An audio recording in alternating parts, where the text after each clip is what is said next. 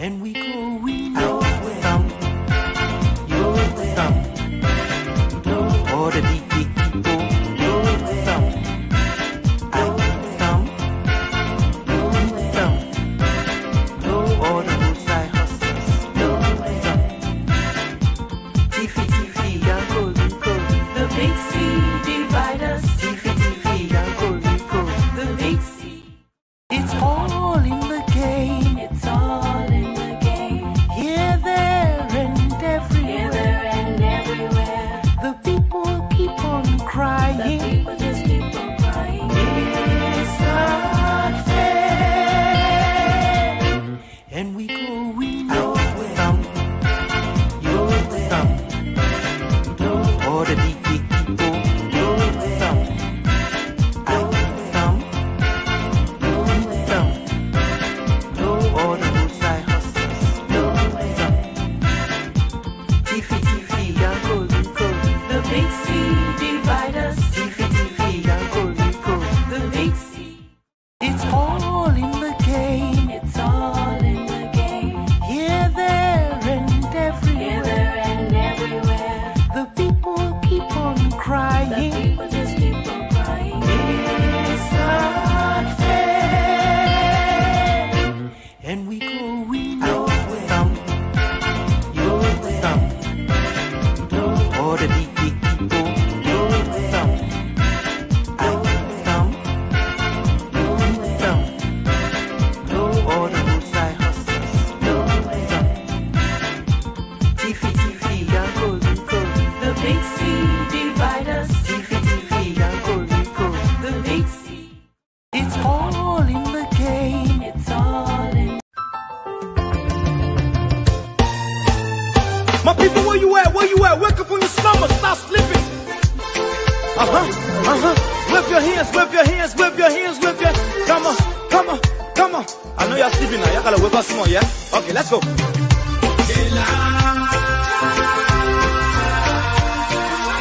people fool us. The people lie to us. The government betray us. So much. I said they lie. The people fool us, oh. The people lie to us. The government betray us. They can lie, they can steal, they will not go. I said we tired with their lies. We tired with their promises that led us to all our damages. We tired with their speech they preach indeed, and now unique they deceive us. The thing we saw, it frustrate us. So why can't you lie? Why can't you steal? Why can't you allow the citizens to be? You see, we just tell you that why we voted you. But you screw us, you screw us, you use us and later on abuse us. So why? The government should lie. Why? But that's the question that we ask. The people fool us. The people lie to us. The government betray us. So much. I said they lie. The people fool us, oh. The people lie to us.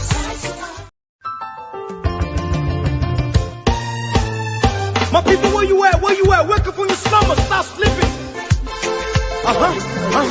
Whip your hands, whip your hands, whip your hands, whip your. Come on, come on, come on. I know you're sleeping now. You gotta whip us some more, yeah? Okay, let's go. They lie. The people fool us. The people lie to us. The government betray us. So much.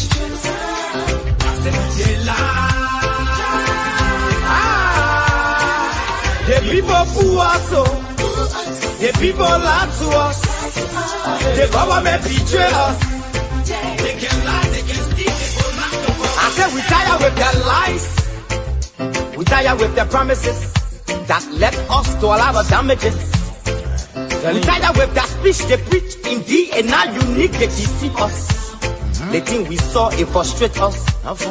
So why can't you lie? Why can't you steal? Why can't you allow the citizens to be? You see, we just tell you That's why we voted you. Dear God. But you fool us, you screw us, you use us and later on abuse us. So why? The government should lie. Why? But that's the question that we ask. The people fool us, the people lie to us. The government betray us, so much. I said they lie. The people fool us, so the people.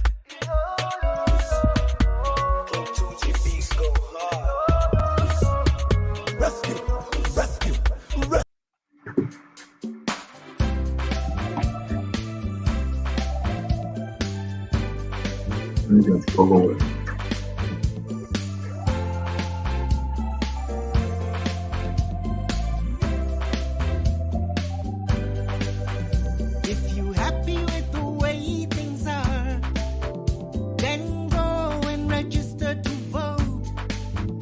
If you're not happy with the way things are, then you got to register to vote. If you happy with the way things are, then go and register to vote. If you're not happy with the way things are, you better register to vote. Go and register to vote. Go and register to vote. 'Cause that's your power. Your power. Go and register to vote. I said, go and register to vote. 'Cause that's your power. Your power is in your head. Don't just sit there wasting time. You got to register to vote. Your vote is your future. You don't wanna be a loser. Don't just sit there wasting time. You got to register to vote. Your vote is your future. You don't wanna be a loser. Go and register to vote. Go and register to vote. 'Cause that's your power. Your power. Go and register to vote. I said, go and register to vote. 'Cause that's your power. Your power is in your head. Bassa, Nimba, Lofa, Magibi, Reverses, Sino, Grand Crew, Maryland, Grand Gide, Gummy, Cape Mount, Maserado, Mapolu, River G, and Bong. Registration period 20th of March to May 11th.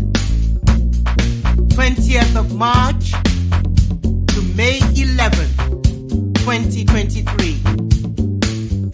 Go and register to vote.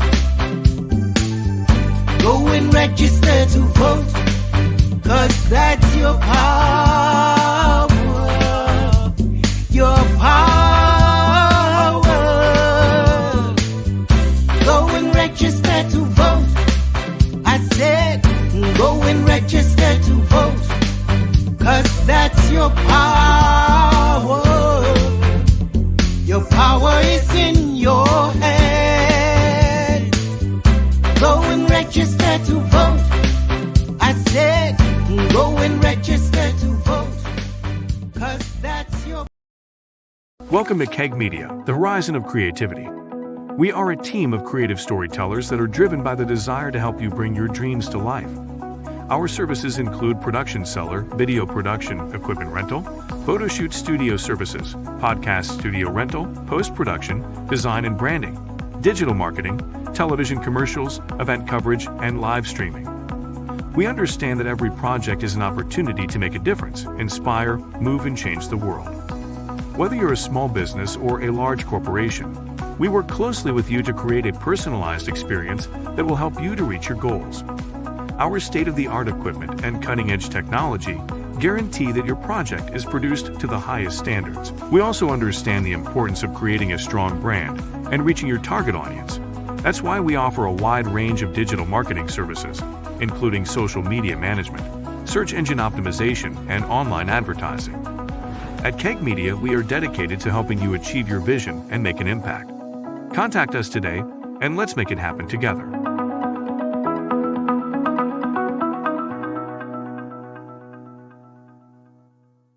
Welcome to Keg Media. Liberians, register to vote for the 2023.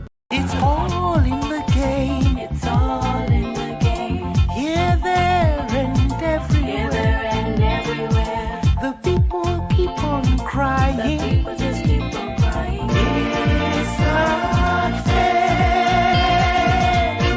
And we going nowhere. All the big people.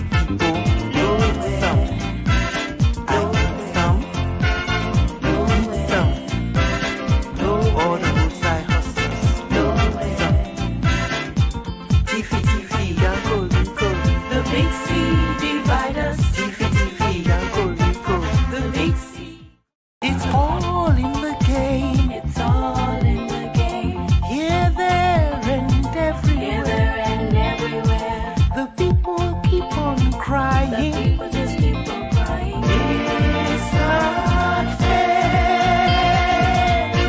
And we going nowhere. All the people.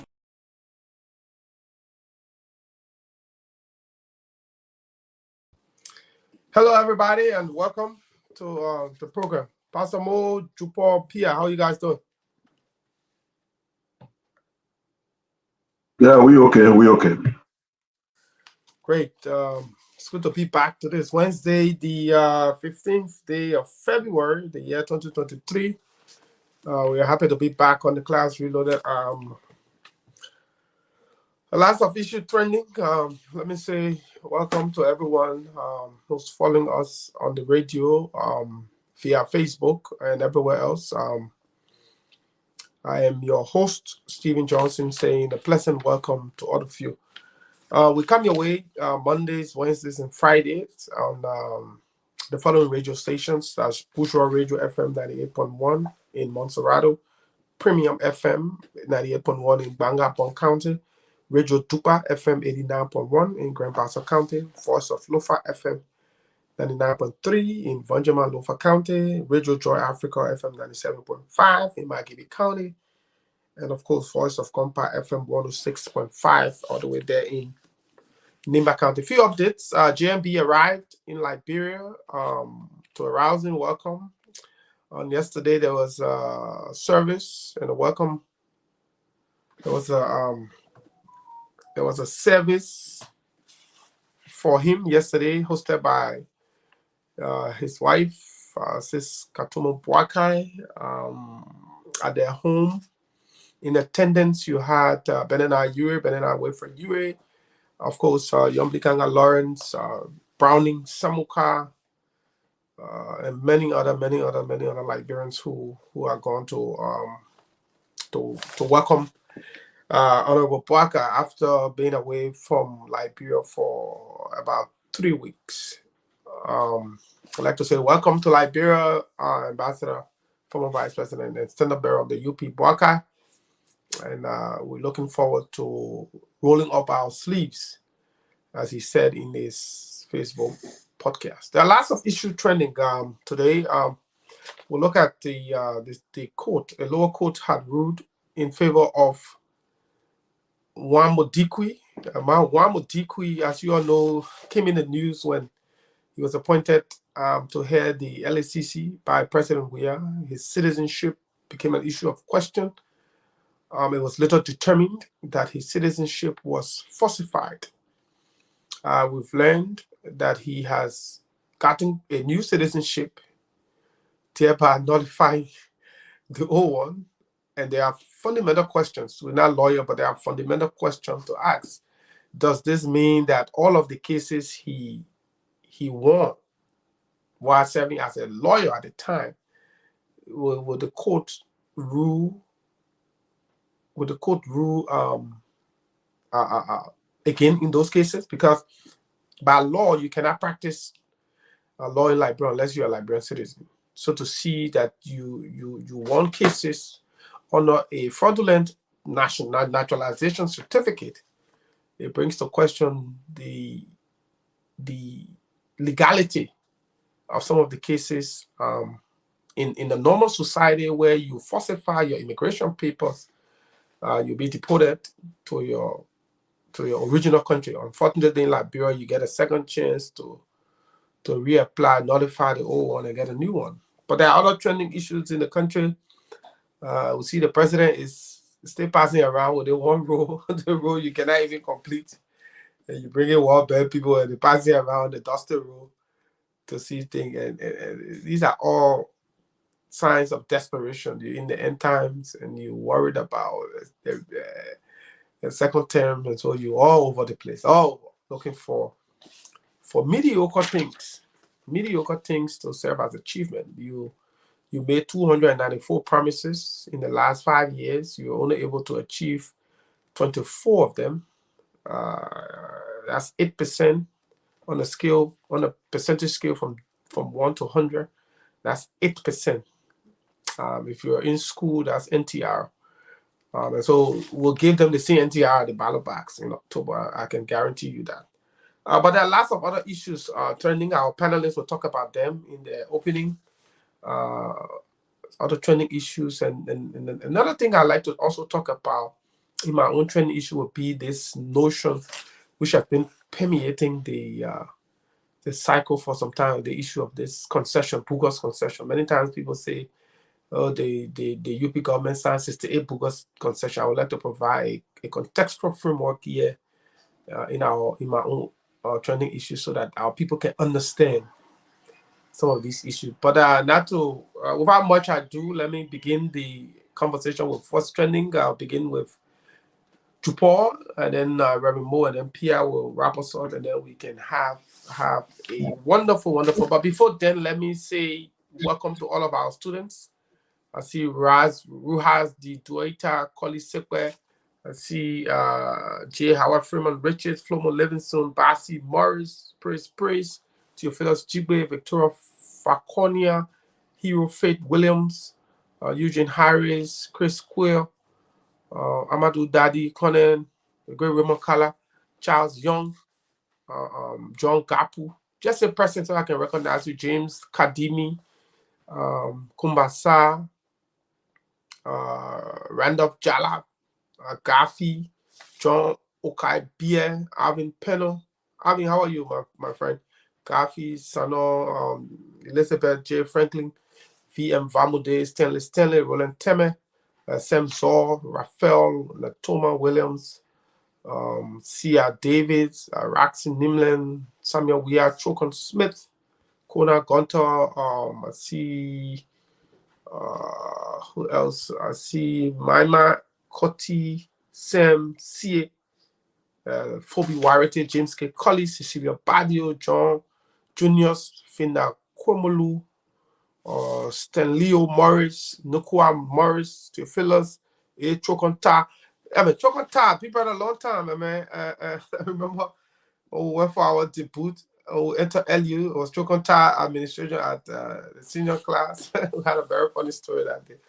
Chokonta, Glorious Boyman, Charles Coleman, D. Clay, Botokwe, Junior, Melvin Marvey, Samuel Gay. I see Comfort J, James Harris, Lawrence Cisco, Kelly Sokota, Shedrick, Lapu Ziga, Shedrick Somoward, Smo Sele, Raxin D. Nimlen Sinian, Emmanuel, Pepper Topoki, Ba Kuma, Vu Moluba, Kolako Moba, Manuel Roberts, Kafina Williams Verdier, Aaron Siafa, how are you, Aaron? Phoebe Warity, Francis Weir, and everybody. As you comfort Samuel Tanu, Jala, Chuku Walker, and all you wonderful people out there. Just kindly share the show. As Pia said, every day we come here, we need 1,000 share minimum. So Pia will check and see how much we add. If we can get 1,000 share, this will be the D. Anytime we get 1,000 share, we're not coming back on the following day. So y'all will pay attention to the share. But it's good to have you. I see Stephen Topa. Yeah, Stephen, we're checking on that. Stephen, thanks for the information. Victor Tilo Williams, Lawrence Payne, James Harris, Kona, Tenen Pasa Wilson, Bako, Jefferson Zing, Amara Sise, Echo Pape, and all of you wonderful people out there. I'd like to say welcome. Momo Salif, B. Kroma, Momolu Salif, Momo Sele, and Bradley Brown, and everybody watching us. We'd like to say welcome to you all to this program. Let me begin the conversation with what's trending. Let me start. I see Hugo Boss, Prince, Pelicia, Saki, Kenneth, Commander, all of you, Alice, and everybody. Chupo, what's trending in Bond County and across the country? Thank you. Sorry for that. Thank you so much for having me on the show this evening.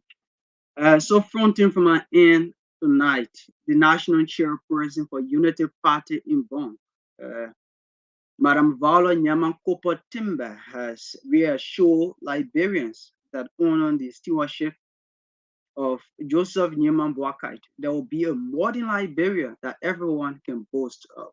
Speaking when she appeared as guest on the Neat Breakfast show that's on Kwatika Radio in Bond County, Madam Vala Nyamankopo Timber said, Joseph Nyaman Boakai, being the standard bearer of Unity Party, is one person who has never promised citizens in the country or Bonk and Liberia by extension, and has not lived up to such, some of these promises. She said the Liberian former vice president is actually going to liberate Liberians out of poverty.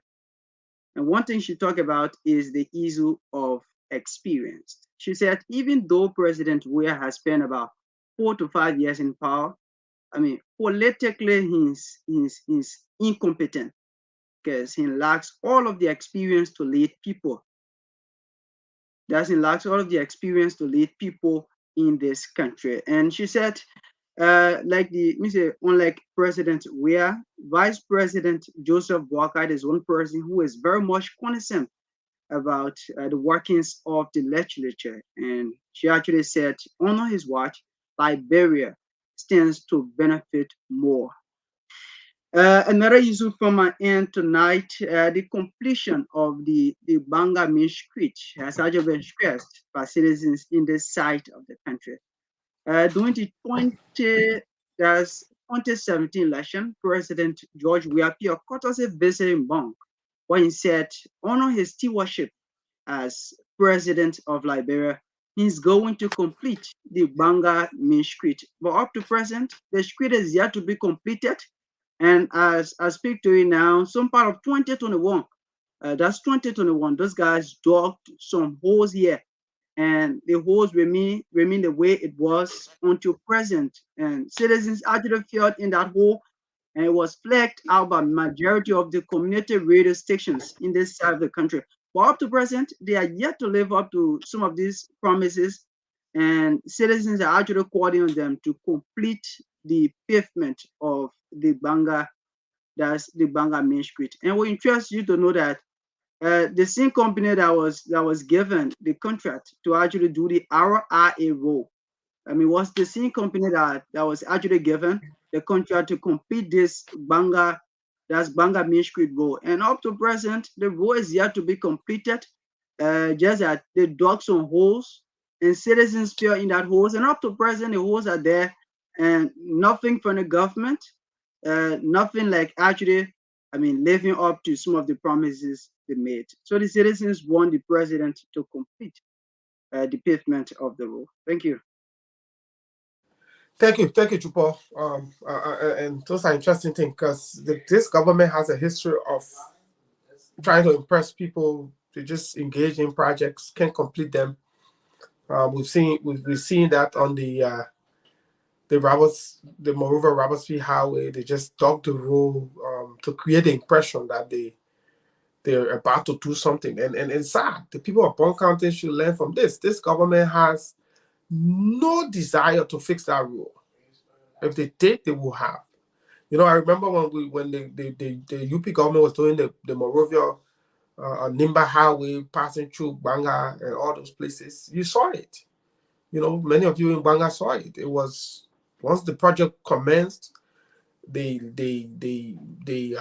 all of the equipment were moved to those areas. Chico were on the road, 24/7 work commenced. We saw it.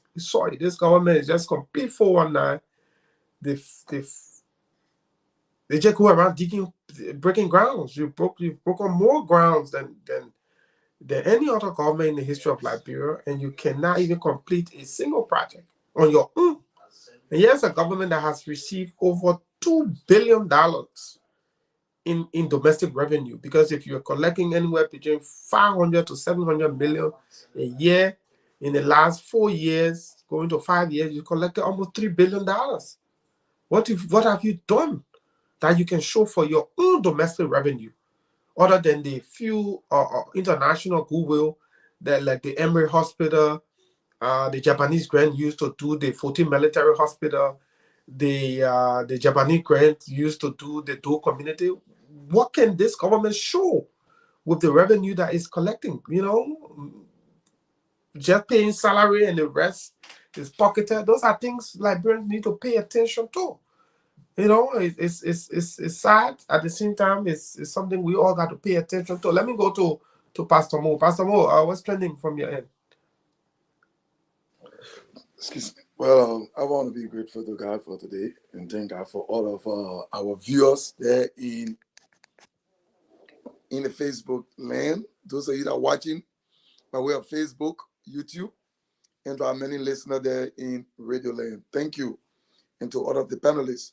There is a lot trending in Liberia, and it is unfortunate for me. I'm totally convinced that, George, we are not going to win the elections. I know the Liberians' mind are resolved, and they are just waiting for October 10th to go to the ballot box and voting out. He have nothing he can show but by enriching himself, building more properties for him and his family and his associates. The greatest thing he have done is to victimize the Liberians who have already been victims. What am I talking about? We're looking at the depth of those orators that was killed and no investigation, no one being arrested. We look at the level of mysterious killing in Liberia. We look at the level of fear that is in the land. People are afraid to express themselves. We look at the level of lawlessness in Liberia. We look at the weaknesses of our justice system in Liberia, and we look at the corrupt officials at buildings, properties. A couple of days ago, an aggrieved citizen within the District 17 area took to the street to protest for lack of electricity. Unfortunately for these citizens of District 17, police were sent there and they were attacked by police. At the end of the day, the protester became violent and retaliated to the police. That's the government that we have in Liberia. People voted this government with high expectation that they would do for them, and unfortunately, they are doing for themselves.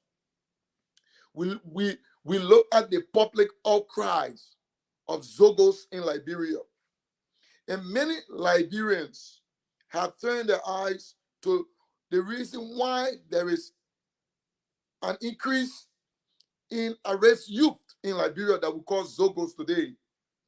It is because we had a first lady in Liberia who were responsible for the well-being of the youth in Liberia, but then happens to be Joel Howard Taylor. We have another person in the House of Parliament called Grace Manham, and we have Myra Gibson. These people went to the international community and received money under the pretext of building camp for youth and children called Children Village. If those camps were built, those as raised youth that we have today, they would not be doing what they're doing. But yet and still, we give her husband presidency. We said, you killed my man, you killed my pa. He didn't do anything for us. But yet and still, we forgot about the track record. Because guilty by association is his wife. We elected her. Now we are looking at the trends within the CDC government. We see that former warlords, I don't want to refer to them as generals, but they are killers. They are rewarded with position because of their track records, not what they did positively, but the destruction that it caused for the nation. Today we see all of these people have weapons. They are masquerading in Liberia in authority and terrorizing our people. And that is the reason why George Weah cannot be re-elected. That is the reason why we can't afford to give George Weah a second term. If you look at the Rapperswil Road, it is a death trap. What is the government doing?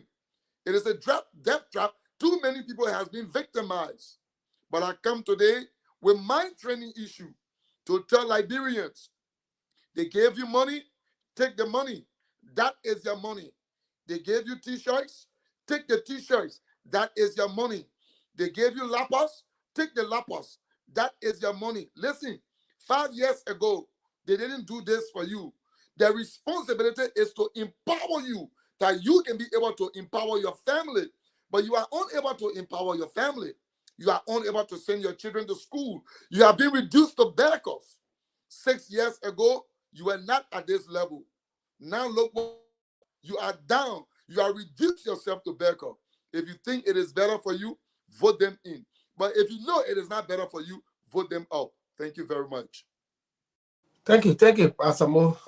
Very good point. I think it's important for our people to realize that we're at a period where they will come again. Government will come with rhetorics, and they will bring money. And I hope we can all learn from the Thomas Fowler scenario, the Paletta Wares scenario, and other scenarios across the country.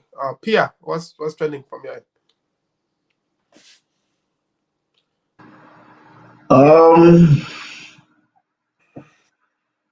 First, let me say. Yeah, before you go, let me recognize. I can't call anyone. David Booker. Let me recognize David Booker. David Booker, welcome, my brother. It's good to have you join us on the Class Reloaded. We appreciate your viewership. Thank you. David, you get on a class, your Nigerian call, you get a right of protest. when you cry, your own cry, nobody will cry for you. But anyway, Stephen, this week is a special week on Friday, which will be the day for our next show. And it'll be the 17th of February. We'll be marking the 16th year since I said I do. That'll be my 16th wedding anniversary. Congratulations. Even though the relationship has been more than that, the relationship has been 24 years, at least in marriage, it will be 16. I'm glad to be with this class. I hope the class will see that one of their panelists is celebrating such a feast. And celebration doesn't mean I'm going to have any occasion. Absolutely not. These are trying times.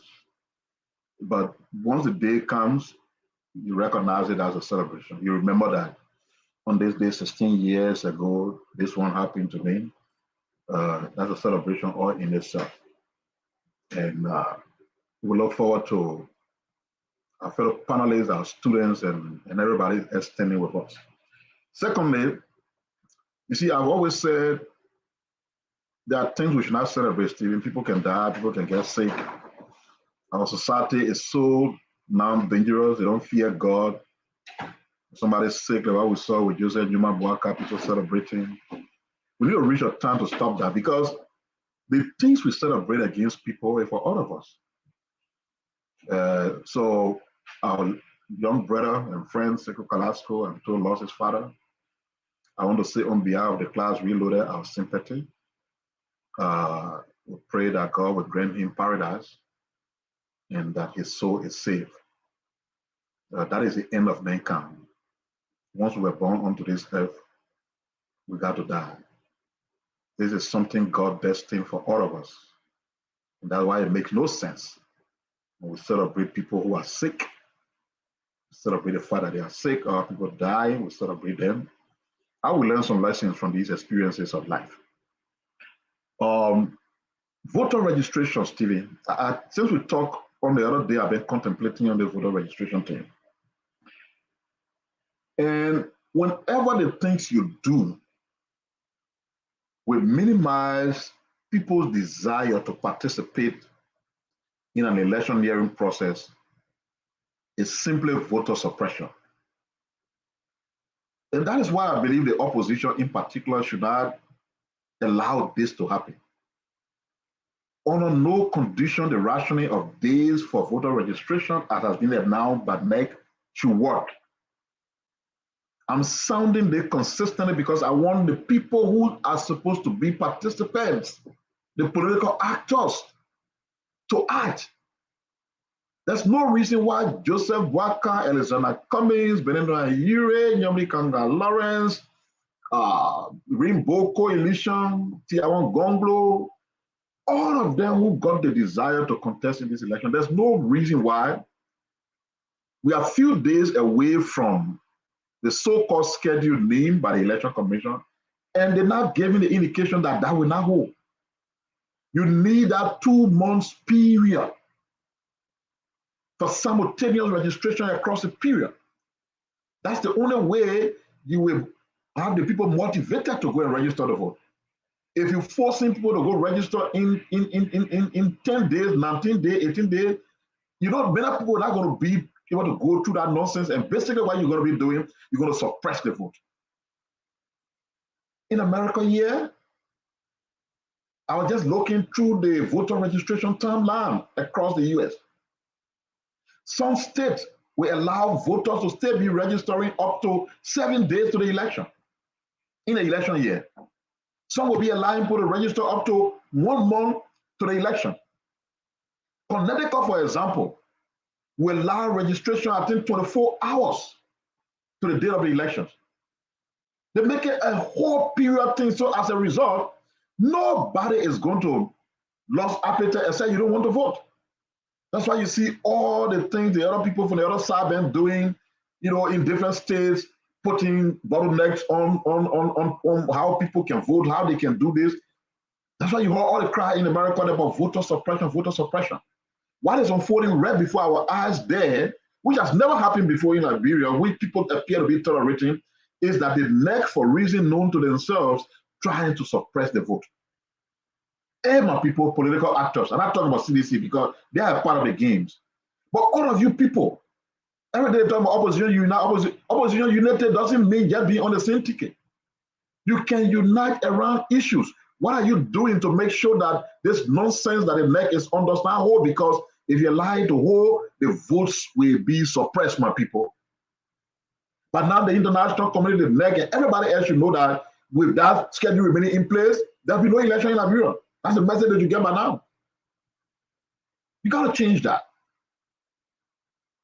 You got to do something about that.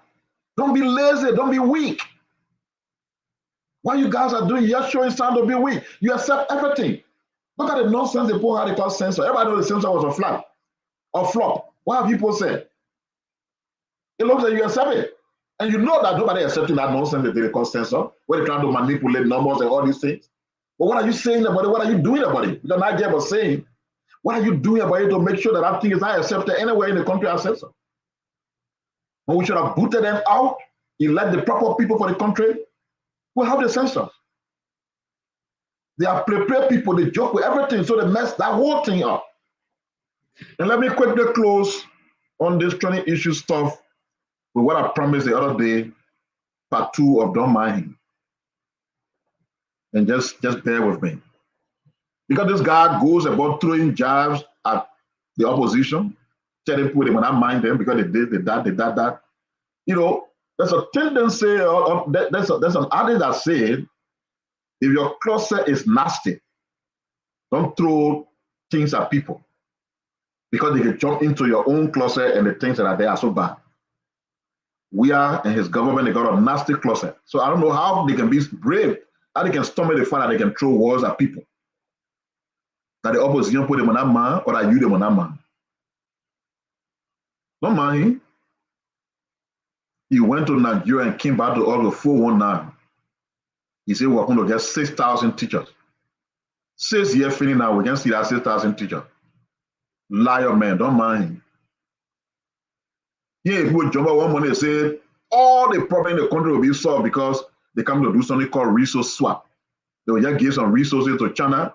China will come, they build a road, they build hospital, they build school, they build everything. Complete Kalabule talk. You saw any resource swap? Where play air? Don't mind him. He brought some crooks, criminals.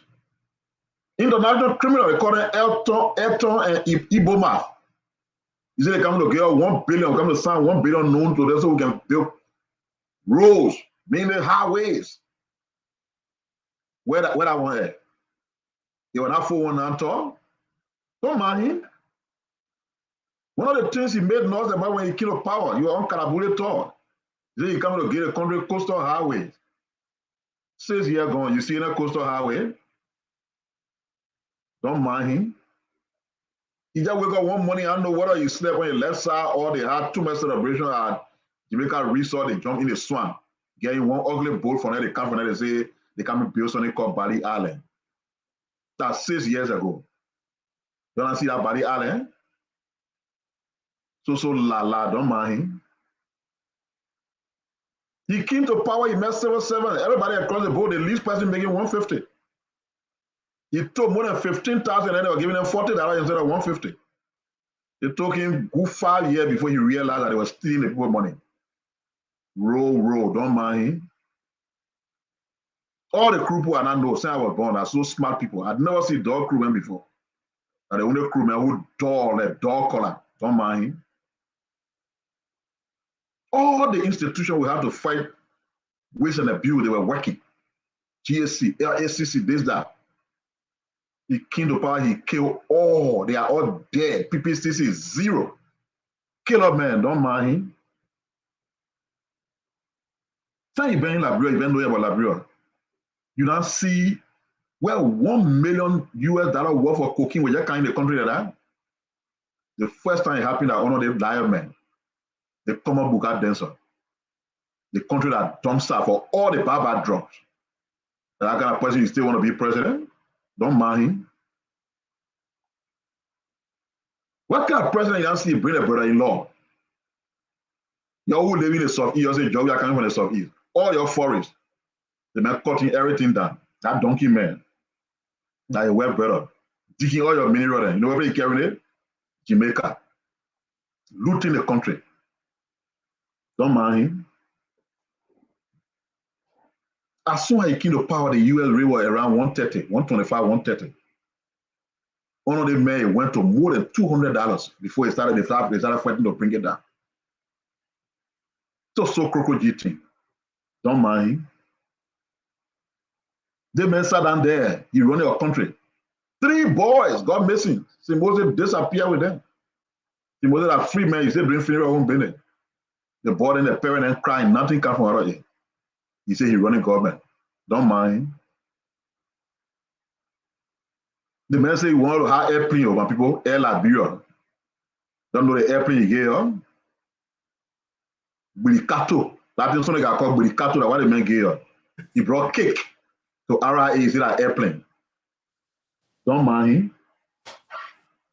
President can talk to the friend then. What are people opposition? Why everybody can talk? Because I had the country will work. They may not call yourself president and call speech from people. As soon as you all do something, 2 years, 3 years, 4 years, he will not speak to you. When you say you're president. Don't mind him. They say he peace man, but me, I know that, and we got father, he support that model. Nothing peaceful in your whole life. Don't mind him. Politics been going in Liberia for long. We political party in Africa, they living casket. You put it on the hay passing around the street. All the ballot behind the government, you know where you're coming from. Casket is a symbol of ballot. When nothing happens, you just put casket and hay pie around the country, you crush the country. That's why nothing can happen on him. So don't mind him. He came and mess our country up. Don't mind him. He can lie. He came from Qatar. After you go watch your son play football, New York, and I think he can't talk about Qatar come to gain 100 million for Lofa Road. You don't see anything happening? So la to fool you. Don't mind him. That's the only president when he made trip. All the when president in trouble, the president too, they can do their show. That people will be fighting to come near them. The only president when you go, you get walking all around, shaking minister their hand, shaking low official their hand because you're looking for a picture. When he lucky to come near one president, he even know that he is a president. They be fighting to do selfie. Don't mind him. He cannot spoil our country. There's a liar, man. The day I hear you open your mouth again, you can't go stand somewhere you go do. Don't mind them. I will come back to you with more and you'll regret why you said it. As I talk in the team. Now everything I was going to say because my training issue time short. All of you who watching this show, the team you ain't want to mind for you be posting it on the lane, on your comment. Don't mind him. The one you know, you put it there. Don't mind him, put it there. Don't mind him, you put it there. The closet so nasty then you want to talk at people. But try that thing next time. So when the real bad thing that you do that will know will bring it on. Then they will know who my man who. Nonsense. Thank you, Stevie. Thank you, Pierre. Don't mind him. You know, that's a good refrain. Don't mind him. But you know, there's something I like to talk on. Two things quickly on my training issue. The first thing is I like to look at, you know, when all of us know George Weah for one thing, and that is football. That's the major thing we all know George Weah for. And so from the 80s, the 90s, the 2000s, all we knew George Weah for was football. He became world best, Africa best, European best. He played for Tonnerre de Yaoundé in Cameroon, went to Monaco, went to PSG, went to Paris, AC Milan, went Chelsea, Manchester City, ended up in the UAE. We follow Weah. And so when a lot of people who voted Weah thought that one of the things that Weah would concentrate more on when he became president was sports. And many persons thought that way. Many persons thought that football will grow under George Weah. A couple of things happened. The first thing that happened was our national stadium was banned when Weah became president. Our ranking. See, I'm not calling you. People read all they don't mind. They're ready there. They comment. I see some people testing me in back. That thing that you tested me, put it on his live screen. Yeah, put it on the. Put it there. Don't mind him. Row man, la man, Karabule Peking. He can lie. So one of the issues we thought was, football will boom. Liberia will go places. George Weah now is president. The first thing is the soccer stadium was banned under George Weah. We started playing our home game in places like Morocco, Ghana, and other places. The second thing is our ranking dropped. We dropped from 34 in Africa to 47 in Africa in the CAF ranking. Football has died. And the interesting thing about this that I want you all to pay attention to is the last Nation Cup. The last Nation Cup. All of the Mano River Union countries qualified, with the exception of Liberia. Guinea qualified, Sierra Leone qualified, Ivory Coast qualified. Only Liberia failed to qualify for the Nations Cup. It tells you the extent to which football has died under Weah. Ellen, who did not kick soccer. Ellen, who did not play even kickball. No history of her playing kickball. Lone Star was ranked higher than it is ranked today. Our soccer stadium was never banned. We play all of our home games in Monrovia at SKD. But for we experiencing all of the negative vices about sports. That one would think soccer would be George Weah baby. That he would say, I can fail in everything in Liberia, but I will never fail in soccer. That's the minimum I will do because that is my area of expertise. Sadly, Weah has failed in the soccer that he so cherished. The national team is weak. Lone Star cannot win a game. Football has died in Monrovia. The only straw that we are hanging on now in Liberia is the county meet that happens in January of every year. That's how much football has died under Weah. And the second thing I'd like to talk about is this issue of this bogus agreement. You know, many times, and CDC was successful in making people understand that all of the concessions agreements signed under the previous government was bogus. And this is wrong. But let me just put into context. You know, when the UP government took over in 2006, the country was considered a failed state. Electricity, 0 megawatts of electricity, all of your roads, including your city roads, all collapsed. You had about 50 doctors. The ratio of patient to doctor ratio was almost 5,000 to 6,000 patients per doctor. You had the university running a semester a year. When you enter LU, instead of you spending 4 years, if you are lucky, you spend 8 years. If you are bad lucky, you spend more than 8 years at the university, not because you are failing, but because the university was running a semester a year. And if you were unfortunate that the course you should have done did not come that semester, you have to wait another year. So some people will wait 2 years. Civil servant had not been paid for 38 months in arrears. 38 months, 3 years plus. People had not been paid. All of our government ministry and agency were renting from private citizens. Our airport was a little small World War II airport built by the Americans. Our public bureaucracy, no expertise. Most of our employees did not have the requisite skill set to move national development. The country was basically dead. And so when companies started to come to Liberia, and this is why they call it concession. The reason they call it concession is it comes from the word to concede. And so when an investor comes to you to say, look, I have an investment to come into your country, a concession into your country, he's basically saying to you that I want to invest, but in order for me to invest, you must concede certain things.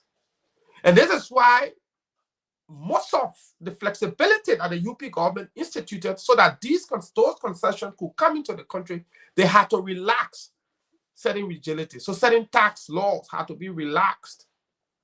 And so when the UP was not nobody, it was the very same UP government that hired the Moe Stephens audit firm to come and audit the concessions. And in the audit report, the Moe Stephens audit report, it did not conclude not once that any of those agreements were bogus. What it did say, however, was that there were certain concessions that violated to the extent some of your tax code. And the reason it did was we needed to concede. In order for those concessions to have come to Liberia, the government had to concede certain things. So for instance, Pia is an investor. He wants to bring 100 million to Liberia. Your tax law say if Pia comes to Monrovia, he forfeits 10-20% on this one, on that one. The man said, no, I can't come to your country. I will go Guinea. I can go Sierra Leone. I can go Ghana, because investors are shopping for country. Your country is not the only prime destination for investment. And so when these companies come, you needed to relax certain laws. Certain rigidity had to be relaxed in order for them to operate. And so this is what happened. And so when you hear people pass around and say, oh, there was 68 bogus agreement, they are speaking one, either out of ignorance, two, that they decided to be disingenuous. And either way, It clearly speaks to the fact that people don't spend time reading. And part of what we come on this show here to do is to provide for our people the knowledge base, the information, so that they can be able to go out and serve as ambassador, educating other people about the truism beyond most of what, all of what we say on this show. I just thought to do that. And one funny thing when we talk about concession, one of the funny thing is, and that's the question that no CDC can answer. What investment have you brought to Liberia in 5 years? No CDC can answer that question. No CDC. I remember one time I asked the answer for them. One time I asked Toy, I say, I just want you to tell me, answer one question. How many jobs did you create in the last 5 years? How many jobs? Don't tell me, oh, we clean payroll, get civil servant. Tell me how many new jobs you added to the economy in the last 5 years. Zero. Instead, you looted, you pretty much looted people pay under a fake scheme called harmonization. You're taking from the poor to give to the poorer. So what you are essentially doing is making poor people poorer to make poorer people have minimum. That's what you did. And because you did that, you render a lot of our civil servants discouraged workers. Most of the people in public service are discouraged workers. They barely go to work. Even if they do, they play Zuma. They have nothing to offer you. They go there, they play Zuma. That's why national productivity level at the country is at an all-time low. Government is grossly underperforming. But these are things that don't worry we are. All he's worried about his second term and see how best he can dish out few money to people who are susceptible to receiving these peanuts and think that he can hoodwink his way into getting the second term. We're here. And part of what we do on this show is to erect the necessary bottlenecks, somebody say checkpoints, so that his desire to perpetuate his loot and his stay in power will be a wet dream of orgasmic proportion. So guys, thank you. On that note, I'll end there. So let me, let's that question about investment, now I make the Sierra Leone ball. The Sierra Leone ball when I show how you ran away from your own show. Not even the main panelists asking that the two junior beginners who can join them, they just ask him, man, just tell all one. They may call your own show mockery. His show has become a mockery for them. Check all that. They went dog and ran away. Yeah, so my people, y'all keep writing. Yeah, they may you go open a mall. We can't tell all when I man them that we the one without man. So y'all just tell all the things y'all know about in your tell. Even the Arab people that can give people free money all over the place. What in the game? Sugar Pamela the game. You saw the other day they gave 29,000 bags of rent. We cannot even feed the country for 1 day. When the American of power knew they used to be running to Senegal all the time, have you people thought about why he run away? He can't go to Senegal again? Everybody was complaining about what was happening. Why kind of connection we have to Senegal just running there whole day? You never even bring Senegalese fishermen or to compete with our people who doing their lake fishing. I just heard something like that. They say that he go to, that he go, and then when he buy, he's smelling. So you go kill that nonsense to the Senegalese president Jew. And the woman told her husband, how they met Chile, he can't go back to Senegal this time. I gotta never put more on people. Don't mind him, man. Oh my. Where you can care, he go to. You president, you're the man president. Why you want to look for any man Jew? You brave them begin.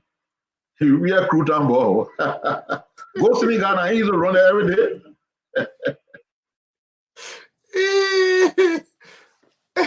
But I mean, so this story here about this Ndubuisi Wambu Dikwi is a very interesting story. I remember when Wambu Dikwi name came in the news was when he was appointed to serve as the chairperson of the Liberia Anti-Corruption Commission. The Anti-Corruption Commission is an integrity institution. It's an anti-graft institution. And the reason they gave it that kind of name, nomenclature, anti-graft, integrity institution, is because what they do there supposed to be of integrous nature, something that should that should be of a high reputation, because you're essentially investigating people's character. That's why it's key, because you're mostly investigating the character of people. And so those who go there must be people of brittle character, people who have no history whatsoever of involvement in any kind of fraud, for that matter. And so Nwamwu Dikwi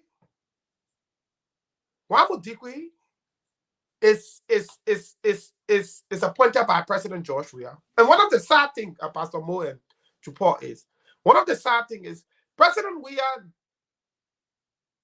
is not the kind of president who has intellectual curiosity.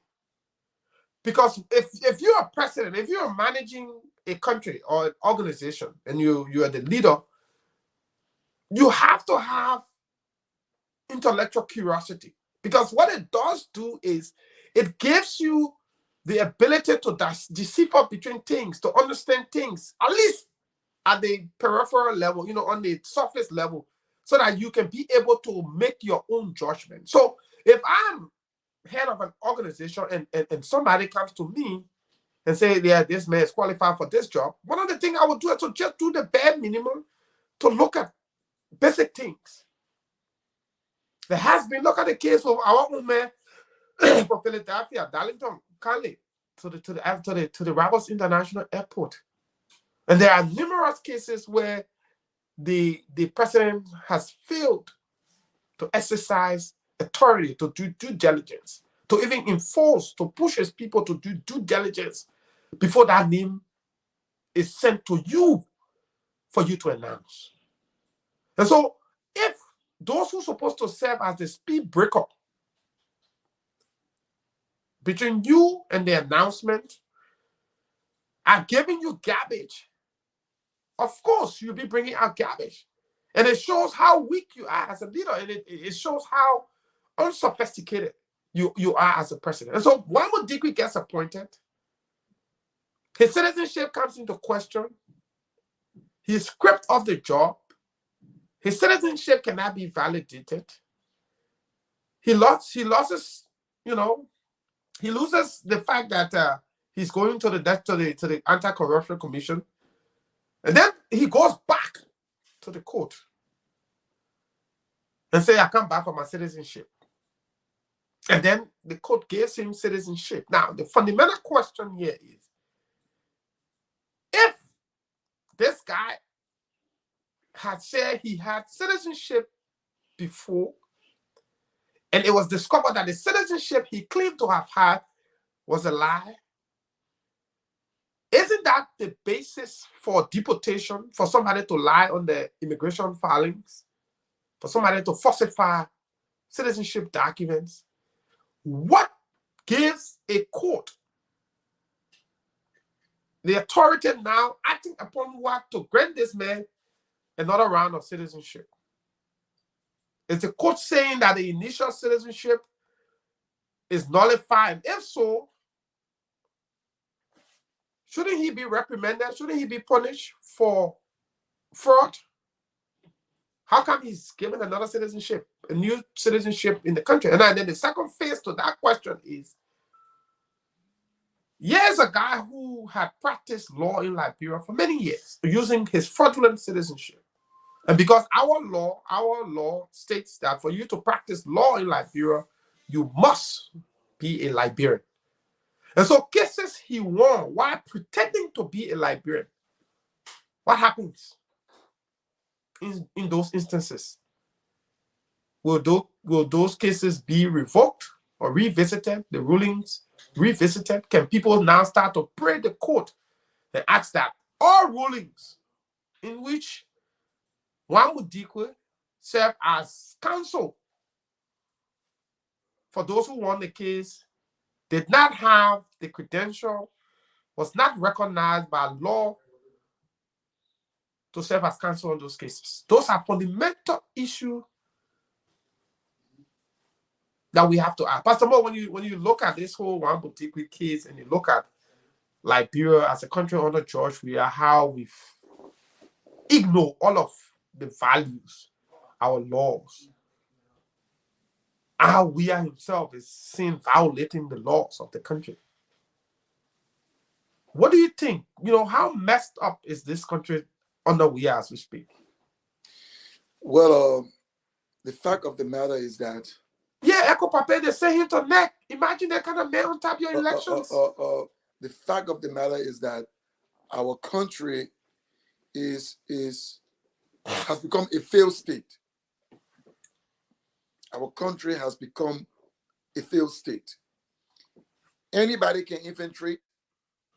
The system is broken down. If the country was not a failed state, why do you think $100 million worth of drugs will enter into the country? It is a failed state. If it's not a failed state, why do you think over $75 million worth of drugs will come into the country without detection? It is a failed state. And Wambutiki has been operating in Liberia like that for many years. And it took the national legislatures to expose him, taking him, being a corrupt man, to go and head an anti-corruption commission. If that was in other country, Wambutiki would have been in jail, still serving his term, and all of those cases he has handled will have been revisited. But unfortunately, the head of our government is the mastermind behind Wambutiki. Because if you check it up good, they have been dealing before. They have been working before. He just didn't meet him when he became president. That has been his business partner. So what can we do to fix the problem? What can we do? The damage is already being caused to Liberia. That is the reason why we all see no investor going into Liberia. Let me give you this story. The reason why William Aratobo III, the Reverend, was killed a couple of years or a year ago, it is because he went to George Weah house and he had a meeting at Jamaica Resort in the presence of Nathaniel McGill. Information gathered, he had a meeting with George Weah and McGill, and he told him that investor wants to come in the country, but the way government officials are dealing with these investors, it is driving them away. That was the meeting that he had, and he left from George Weah house around about 11 o'clock. After that meeting, that very night, he was killed, who had been arrested. Sure. So that's why Honorable Pierre said, don't mind him. What have they introduced to the Liberian community? What have they introduced to Liberia? It's killing. If I speak the truth and I expose you and I don't want to be exposed, go and kill him. Don't mind him. Because that is what they have done. What happened to people? What happened to those auditors that went to Nukal and conducted auditing and discovered that Eddie Johnson Selection stole over $30 or $40 million from Nukal and broke it down? Were the auditor killed? What happened to that auditor? When Amala Johnson was Internal Affairs Minister and it was discovered that over $7 million got missing, were that auditor killed? They were never killed because they were professional people who were employed to do a professional job. But why now? Every case or every audit that goes on, auditors get killed. Right now in Liberia, people are afraid to do their job professionally. So they rather side with them because they don't want to get killed, or they escape from the country so they can be murdered. So what do? Liberia is a failed state, and the only thing we can do is to try to elect Honorable Boyka. and let people come on board with integrity to build the morale, to build the prestige, to build honesty and integrity for Liberia. Right now, if you travel with Liberia passport, people look at you funny. So many of us, we cannot travel with Liberian passport because we don't want to be looked at funny at international airports. That's what I have to say. Thank you, Pastor Mo. Paul, let me come to you. I'm sure you follow this Wambo Dikwi story, but even if you didn't in detail, it teaches us a lesson about how our system is weak. Our judiciary that is supposed to be the one to uphold the laws is our weakest link, one of our weakest links to the tragedy our country continues to be faced with. When you look at his case and you try to process it, what do you make of this? No, the issue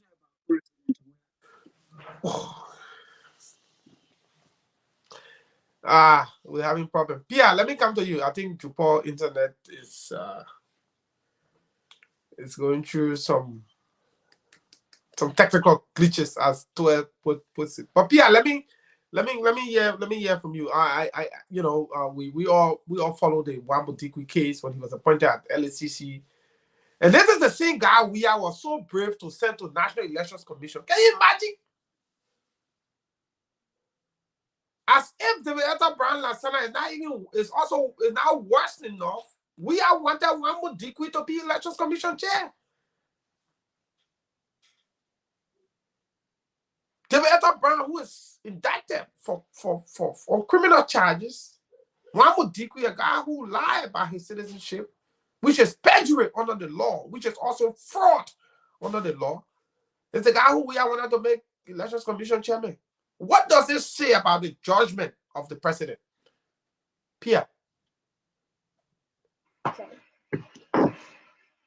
Well, there are a few things I will have to first understand, including what that judgment in the court is.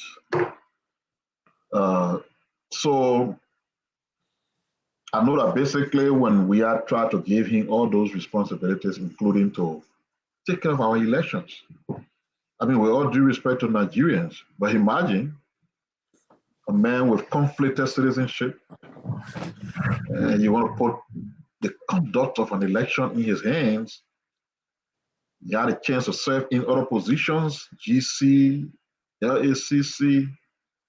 So what I would first be interested in, what happened at the court?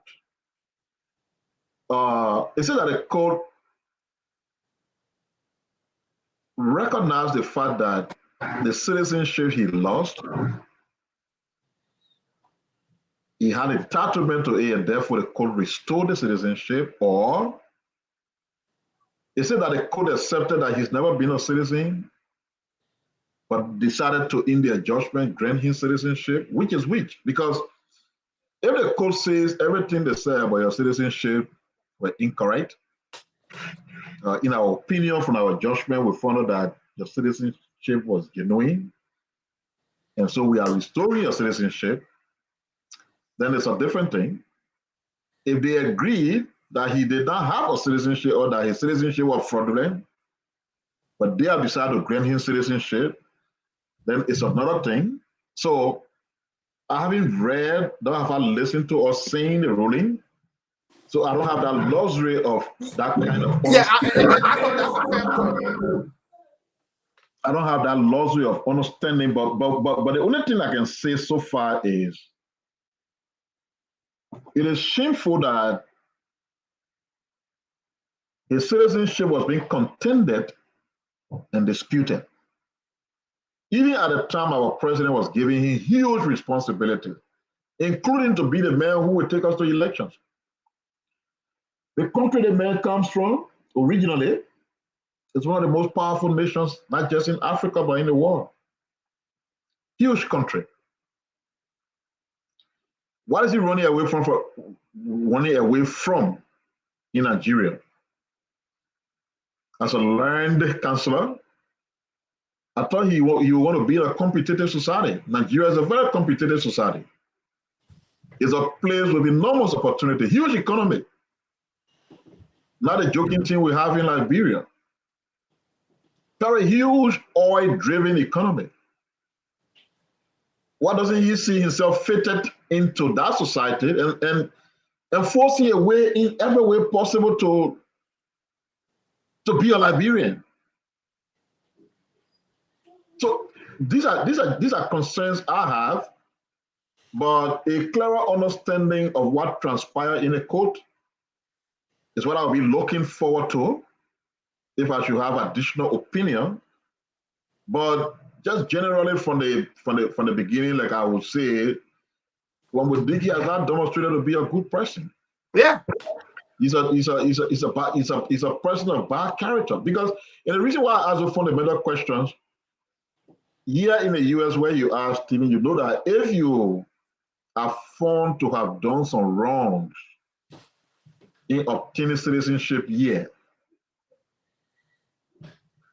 and that wrong has penalties for doing so. Yeah, perjury first. You first serve whatever penalty, is prescribed for that crime you committed. Before, after that, they throw you out of this place. So it's not just sufficient to say, okay, the man went to court and he granted a citizenship. What happened in the first place when he said he was citizen? What did we find out that made him not to be the next chairman, that made the Senate to deny him? They found out he had a dubious citizenship. If he had a dubious citizenship, what is the remedy under the law for somebody who obtained citizenship in a dubious factional manner? Aren't there penalties for people who did that? If there are penalties, why is it not of concern and he wouldn't be granted his citizenship? So these are all concerns I have.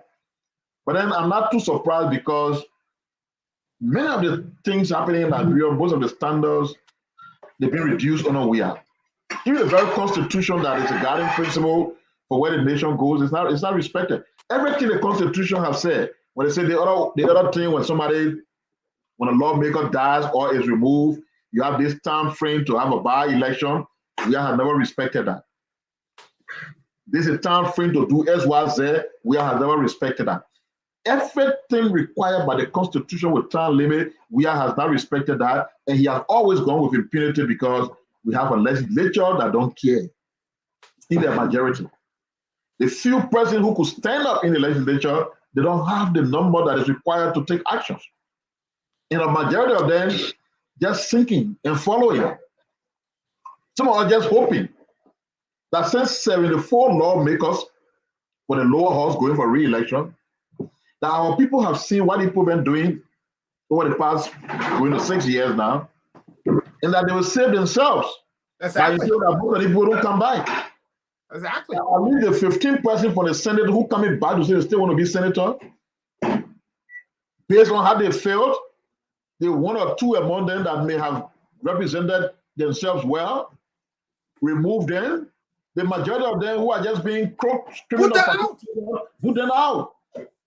See, that's the good part about it is that we are their employers. So if they disappointed us in the past, we have the time now to discipline them. Will we do that? I'm not sure. And as long as we don't do them, then the likes of Wambudiki and others with criminal intent who intend to come in the future will take our country the way they're taking it. Just as a dump site, a trash can that anybody can just move in, do what they want to do, manipulate the legal system, which then function at the discretion of the executive. There's no independence. What the executive wants when cases go to the court is what they get. And that's how the country is nose diving deep down into where it is. If we continue that path, then sooner or later we will not have a country. And that's one reason why I think to arrest that, we are, not just we are, but we are and all these enablers in the legislature, we have to go. And I'm not sure whether the name called Wambudiki, whether they gave him citizenship or not, should be anywhere near our governance. Exactly. In the future. That's what I see. Whether the court say you get citizenship, you get citizenship, we got to ensure, particularly once we put we are out, that such group of people come nowhere near our government institution because they have made the government institution to lose respect, to lose credibility. Imagine they will enter there, we're talking all these things we're talking. Imagine if Wambodigi was next year. We was doing so on purpose when he wanted to put Wambodigi. You were looking for somebody who get dead because his intention is to have dead in the election. His intention is to rig the election. So all we are looking for, who's brave, who will follow my instruction, who will do what I want him to do. He didn't see that in the editor. Oh, of course, he didn't see that in the editor. That's the reason why in the first place we will have election for 2020. And Dillon then could be re-elected. And a lot of other CDC candidates were defeated. I'm not sure we'll have that other Wambodigi. So that was some disappointment. That's what I believe, that everything they were doing with the editor from the beginning, about, oh, she's stealing, she's doing this, and the government was running, and they really wanted to prosecute her. It was meant to put fear in her to come to term. She has since come to term from the kind of thing I see her doing since that time. She has come to term, and the government is not interested anymore. She's not in their cluster. We are believing Wambodigi could do such a bidding for him. Yeah. That's the reason why, at all costs, you look at a man of Nigerian origin, a man who had questionable history and record in our country, a man whose status as a counselor at law was questioned, a man whose citizenship was under question. You didn't care. You wanted that man to be the chief empowerer of our election hearing process. So whatever they're doing now, citizenship, no citizenship, we have the election, we are in flood. Such a person, you got no place around our governance institution, around our governance architecture moving forward. Those are my initial comments, since I don't know exactly what transpired in the vote. Yeah. Tupor, you care to speak about it? Yes, let me just give my 1 cent contribution to it. You know, from the very moment that President Weah began to one and dine with Wambodigi, it clearly shows that, I mean, the peace in this country was actually going to be tampered with. At the very time he appointed Wambodigi at the NEC, that's the National Election Commission, like Chief Pierre said, he only wanted someone who he could pull by the nose, who he could say, hey, come on, do this and do that, and so that the person can just be like, yes, sir, yes, sir. Yeah. You will believe me that under his watch, majority of our foreign documents, of like the issue of our passport being issued, I mean, on his watch, all of these things have gone to nothing. They have all been like considered as trash. People would rather, I mean, get passport from foreign countries, like our neighboring countries like Guinea, Sierra Leone, Ivory Coast, and point them out. Or you having a diplomatic passport in Liberia, I mean, you can't even be considered, or you can't even be taken seriously. You be taken for granted. And it will interest you to know that this man in question, Wambodigi, is actually not a good person. Because I remember following a talk show on Hot FM once with Mr. Daniel Rogers. This guy caught on the show that morning, and he was like, you know, you people just doing things, and after all, we are going to be confirmed, and after all, we will serve this country, and all sort of trash he began uttering that day. And Mr. Rogers was one person who was actually rebuzzed on what I mean, who was actually against what the president was doing. And he was like, my friend, there is no way in this country you're going to be, I mean, given such high position when permanent sons and daughters who are qualified in this country don't even have the job. Permanent Liberians do not even have the job. And then you, as a foreign national who doesn't even have right in this country, like even at that time, because his citizenship was even a fraud stuff. It's a you as a citizen, you as an individual who doesn't even have rights in this country, then you want to occupy high-ranking position of such.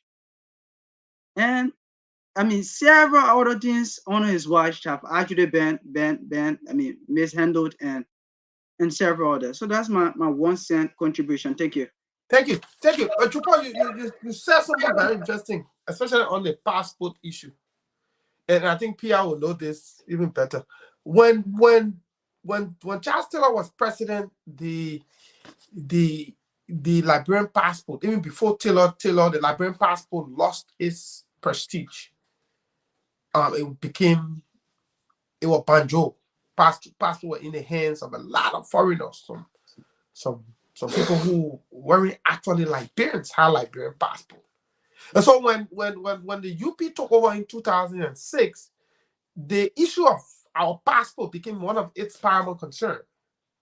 We saw how the passport session at the Ministry of Foreign Affairs was rehabilitated, how they put reputable people at one point in time. Mary Broad went there, a lot of people went there, and we were able to build a repetition for our passport. So when you are traveling, for example, with a service passport as a diplomat, as a government official, you saw the level of respectability that came with the passport. Since we have took office, beginning from the period of Finlay to D-Max Kimaya, the issue of the passport, the issue of our diplomatic passport has been a serious issue. It's been in the news. We've seen people who held diplomatic passport were arrested in the US for fraud while being Liberian diplomats. We saw in South Korea also an example. Two of our officials to this day we don't even know the story of Moses Owen Brown and the other guy. And I think it just came to my mind. We don't even know their status, whether they found them guilty, they sentenced them. Nobody knows anything about what has happened to those two Liberians in South Korea who were accused of rape. And so, Chupa, that's a very valid point, and I think it's important that you brought that up. Anybody else want to comment on this? People in solitary confinement. You know what? But they were ever tried and convicted? They were never tried. They put them in jail until the day they get ready to try them. If they take 5 years to try them, that's it. Government give it on them. Government give it on them. Damn. But Jupo is a young and smart kid. Even as young as he is, still in high school. Supposed to be the least on this platform. He's far better than the Freetown Ball on the other platform. So I'm proud of him. His analysis are strong. But look, the thing, we are. Sometimes I just reflect and wonder why Liberian brought this on themselves. I was watching one video today. Let's say a confirmation hearing, and I saw the woman in hijab. I don't know who she was. A confirmation hearing. Yeah, so I don't know who that woman was, but just listening to what was transpiring for 3-4 minutes, it didn't worth my time. I turned my back. It didn't appear to know what she was saying. She was so disorganized in her thoughts. Senator Dillon was asking her a couple of questions. The question was going east, she was going west.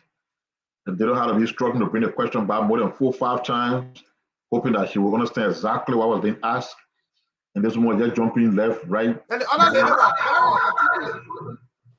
Yeah, the other lady, I didn't hear her talking because the portion I listened to is the woman in the hijab who was talking. But she didn't look like anybody who should go anywhere in the court.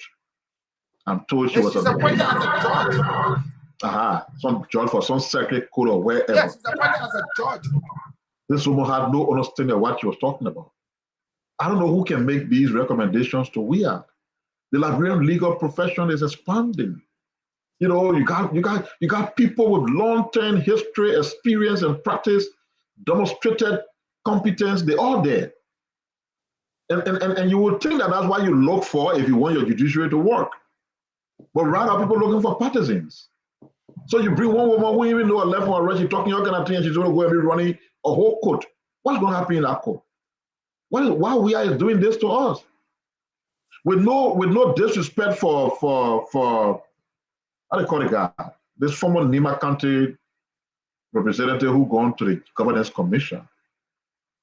Garrison Yellow. Yeah, Garrison Yellow. Smart guy. I'm told he like Larry Yankwe, I don't know whether that information is correct, that he used to be associated with the Vanguard Student Unification Party and all these kinds of things. But the Governance Commission was established for a purpose. You know, our governance architecture is broken. Those who have the chance to govern need guardians and direction. Reforms and institutional adjustment and all these things supposed to be happening. And the right group of people who are supposed to be to the Governance Commission are experts in the area. That's the reason why with CARE, you saw the caliber of people who've been serving in that place since the commission was created. From the Accra Comprehensive Peace Accord, when the commission was created, you had the Ellen, you had the Sawyer, I think the least competent person who was on that commission during that period, Alfonso Socrates, who was still a student. Yeah, they had no place to be there. The only reason why they surfaced there was because it was a wartime government. They were accommodating fractional people. But they made sure that the actual actor, the real decision makers at the top there, the Sawyer, the Ellen, and the rest of the people, were just the experts and professionals that were needed. Because they didn't have control over certain things. For example, if the faction needed to put somebody there and say that they will go to the one, and that's a disadvantage of a fractional arrangement, there's no way you could say no. If they were giving a slot to the student community, for example, and they said that Socrates, they wanted that. But all of this constitutional arrangement, where that is not part of the factor, you would think that the president will put the right people, the right experts, the people with the right capacity in those positions, particularly in positions such as chair. But what is he doing? He's been troubled by what Prince Johnson is doing. He's looking for a way to build other alliances in Myanmar, since he's having it difficult for Prince Johnson. And he thinks by giving Yelu there and others to other Myanmar folk who may be giving job pretty soon, it's just it. So he doesn't care about who they will be, but an attempt to please the Myanmar people. You got the Myanmar man who's been with him, he's having clashes with him now, so you got to be building new alliances. But that's not just a way to do it. So I'm saying this to say, while we're talking about all the Wambudigi thing, like DuPont said, all the kind of stuff, all of these things happening because the man who is at the helm of power doesn't care. He does not care. So, I mean, those are my additional comments, Steven. Yeah, you know, that's true. You know, and when you talk about governance commission, one of the major problems we've had that led to the conflict, to everything we experienced as a nation, was the issue of governance. And so that's why when the Comprehensive Peace Accord was drawn, they thought that you needed a commission that would be more so like a think tank, where people will identify issues in government that could lead to potential conflict, not just violent conflict, but also conflict in terms of scope, in terms of operation. So that's why the Governance Commission was a research think tank where people will look at the entire conundrum of the governance structure, architecture, as you put it here, and say, look, for instance, for example, how do we decentralize public bureaucracy? How do we empower local government? So then they put thinking into it. What do we need to empower local government? Well, how can we, for instance, improve the rule of law? What are the areas within our laws that we can recommend to the law reform so that they can look at it? What are the structural bureaucracy in places that you need to erase so that it can lead to efficiency in public service? Those are things. So that's why if you look, the quality of people that were selected to head the Governance Commission started off with Ellen Johnson Sirleaf. You have people like Ellen Johnson Sirleaf at the Governance Commission. Amos Sawyer, Dr. Amos Sawyer. But these are, you know, then as you move further, where you're supposed to continuously make that place a part of your governance. You've not seen it as an academic or a research think tank. You've seen it as just a to be decided terrain where you just say, oh yeah, Nima County, you won't get a no slaw. Prince Johnson Company, Garrison can go sit down to governance commission. Yeah, no disrespect to Garrison, but the depth. Somebody who has a nuanced understanding about public governance, by being a representative or some of the bogus committee that you're highly exercise oversight, or you're giving committee because somebody will just go in the legislature because he get bachelor degree in finance. You say he chairman on banking. You don't have no professional depth in those areas. It doesn't mean because you are heading committee in the legislature makes you an authority. So then they send you to a governance commission with the hope that you will trade governance commission for votes in Gbeleget district. So you go there, even though they play dead, and the governance commission was so dead that even after they appointed Toga McIntosh, he refused. That was my first time to see somebody refuse government job. They appointed McIntosh to governance commission. When McIntosh went and look at the budget, they play how only 52,000 are in the budget. People say, I'm not going down there. Two summer 20, your move need for oil lane. I'm going to join early committee. So we can do our own retired suffering stuff. That's how dead this place is. Instead of you looking at the governance commission as a place that will help you improve governance, you just see it as a to be arranged. Putting one holding office. Sam Nima County making noise, Prince Johnson and making noise, they didn't get seat. You put Garrison there, let Garrison go there, on a salary. What change Garrison you bring to governance in Liberia with a place that barely has support? When Amos saw at that place, you know how many international organizations was involved, the travels, going to places. I remember our picking Al-Bakri Yang, they were with Dr. Sawyer. In fact, Al-Bakri is one of the experts on decentralization.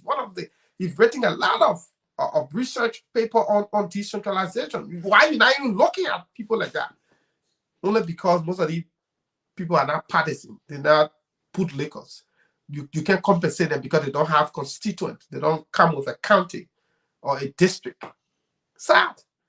The public bureaucracy is now the base. And Pierre, somebody posted, Charles here posted that Edwin Snow said, and I thought we should talk about this a little bit.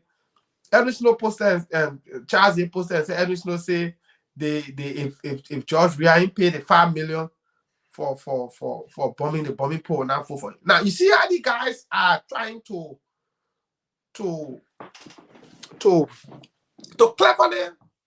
cleverly. Apparently, Snow already knows that the government intends to pay. And so because Snow wants to remake himself, he's been in bad book of the people of bombing for the whole Western cluster.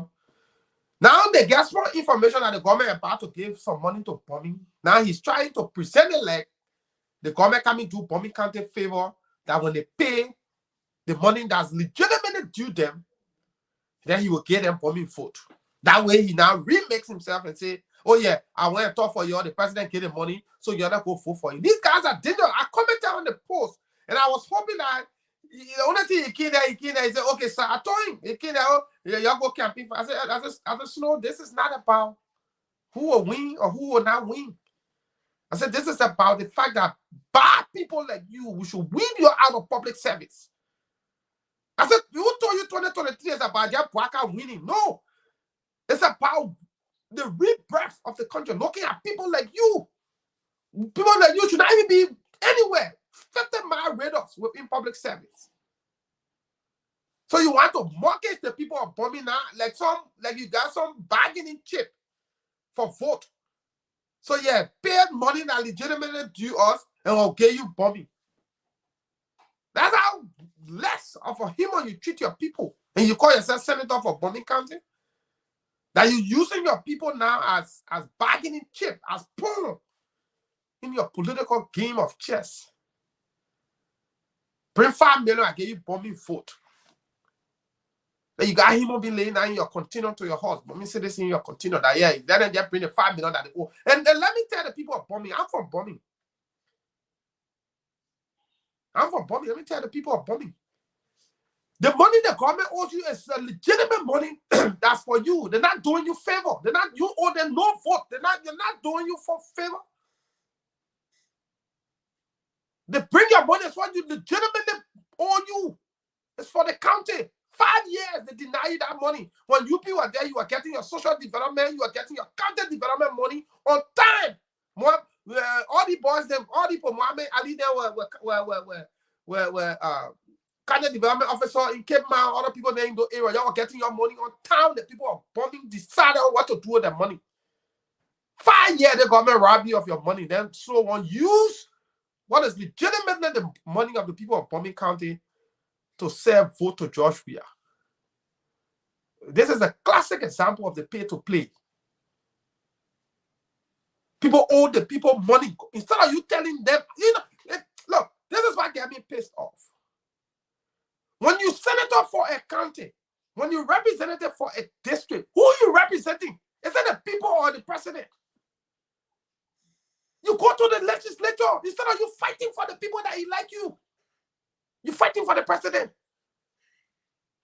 This is absurd. This is why some of us are getting so frustrated that we don't even want to support nobody to go to the legislature. You just go there and find a way. If you get it, fine. Or they'll watch you.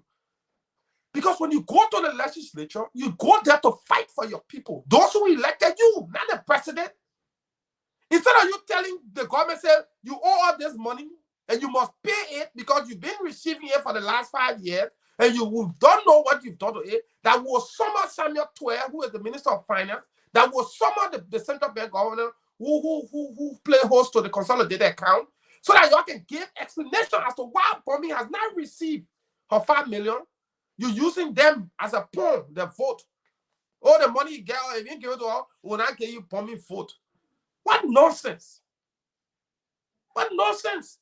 The people, they elect them. The people who go under the ring and some stay in long queues to elect you to represent them. But when you go there, you're not fighting for them. You're fighting for the president. What kind of nonsense is this? And our people do it every 6, every 9 years. Elect you, hoping that you will go there to fight for them. But no. All you do, you go there, you fight for yourself and fight for the president. Who told you that how it's done?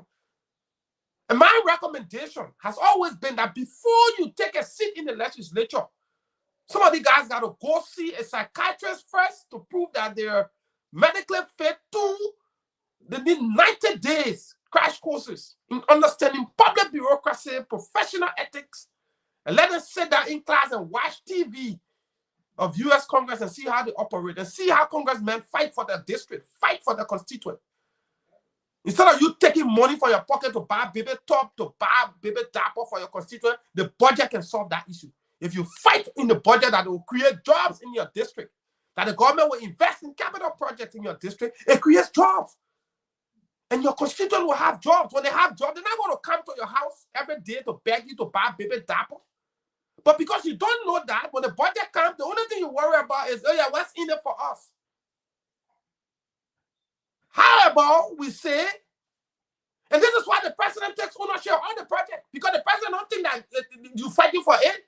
He thinks that it's his project. How the hell the president build playground in district, I don't know, 10 there to Yeke district, that project, Yeke should own it.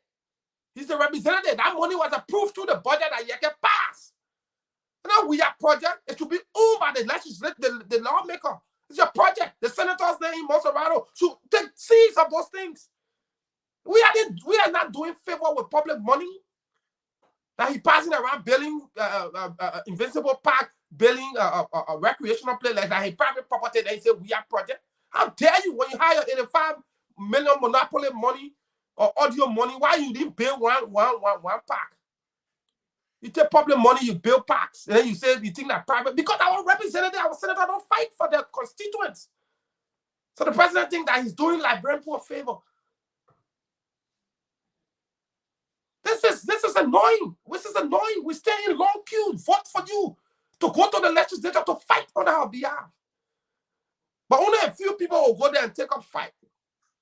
The rest of you are just compromise, striking deeds. Mele Tomo Fala, Sir Joseph, they're bringing bosses. Sir Joseph, you bringing bosses. You want to be humanitarian? Leave the legislature. They can't do humanitarian work, also. People put you there to pass law. People put you there that when the budget comes, that boss you bring in for your private boss, government should buy public buses, public transportation, NTA there to have well-standardized buses. You still get people riding in buses or even air conditioning, people riding those heated things. What are you targeting? The people you serve, you treating them like lesser human being. Put them in buses, no air conditioning, hot nonsense. They're passing around in that place. Roaches all mess, and you think, oh yeah, I bring buses. What buses? You take these all rotten buses there, school buses there. When the people using the buses, they're seeing air conditioning blowing the kids when they're going to school. You take nothing you're carrying like bro, air conditioning can't even work. You can't even put it on people heat. Public transportation, zero. Instead of you fighting in the budget, say you know what happened, we'll empower MTA in the budget. We'll go to India and places where they have cheap buses. We'll buy really high-skilled buses with air conditioning, TV inside to give our people a decent life. When they sit in the buses, they feel proud.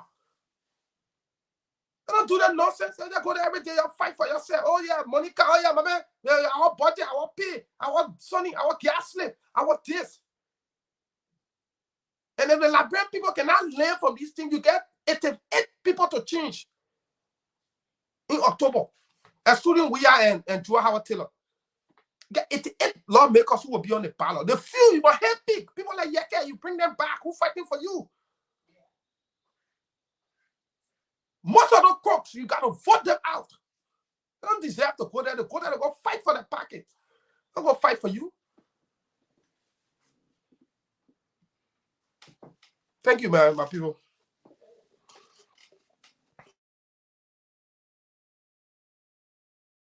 So what most of the public officials have not understood, and the sooner they understand that, the better for them, is that not just in the 2023 election, but elections beyond, people will make the decision on how to cast their vote based on their individual situation. And that is not happening, that's not going to happen just in Liberia, it happened here. In the developed world, like a place like America, the place is well developed. You got roads, you got this, you got good schools. Some of the things people pass through in Africa, you don't see it here. The children just get up in the morning, they wear clothes, they go free bus, get into school. Free bus bring them back, they eat in the school.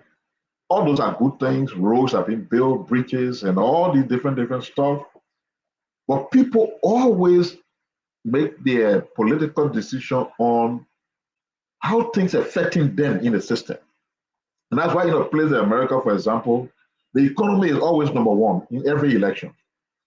Because the economy will decide how the people living, the bread and butter issue in the household, taking things from the grocery store, and all these things. The same thing in Liberia.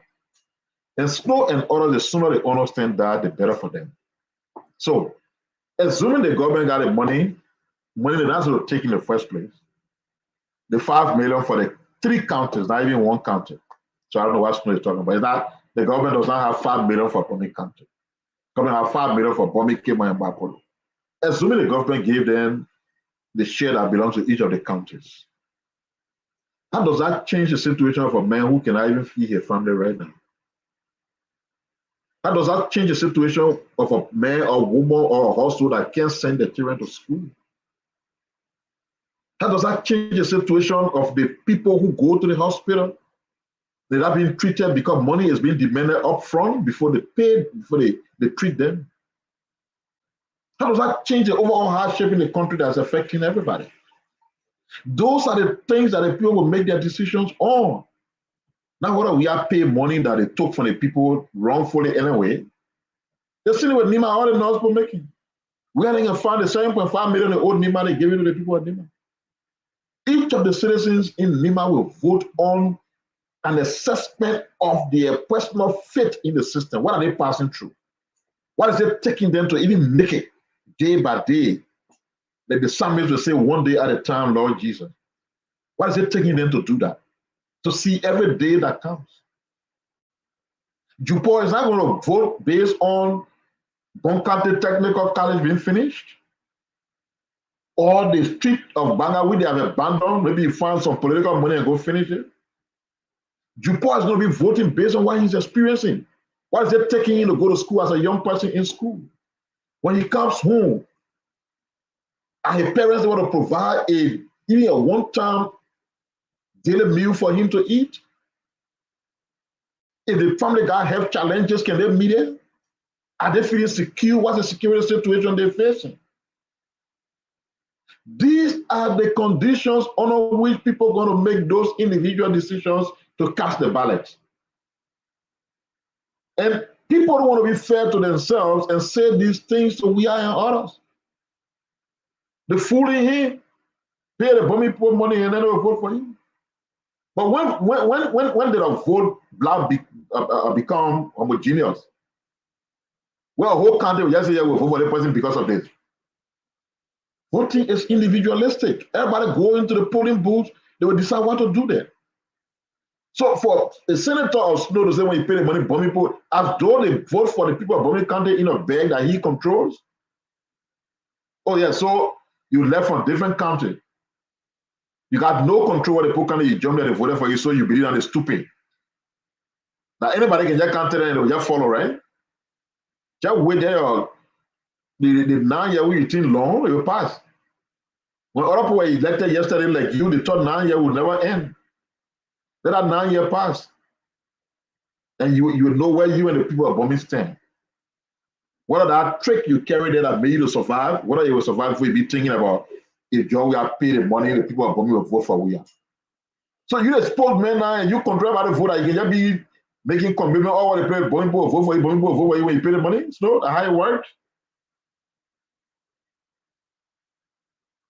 I don't even know how these people are the best options we have to represent us abroad.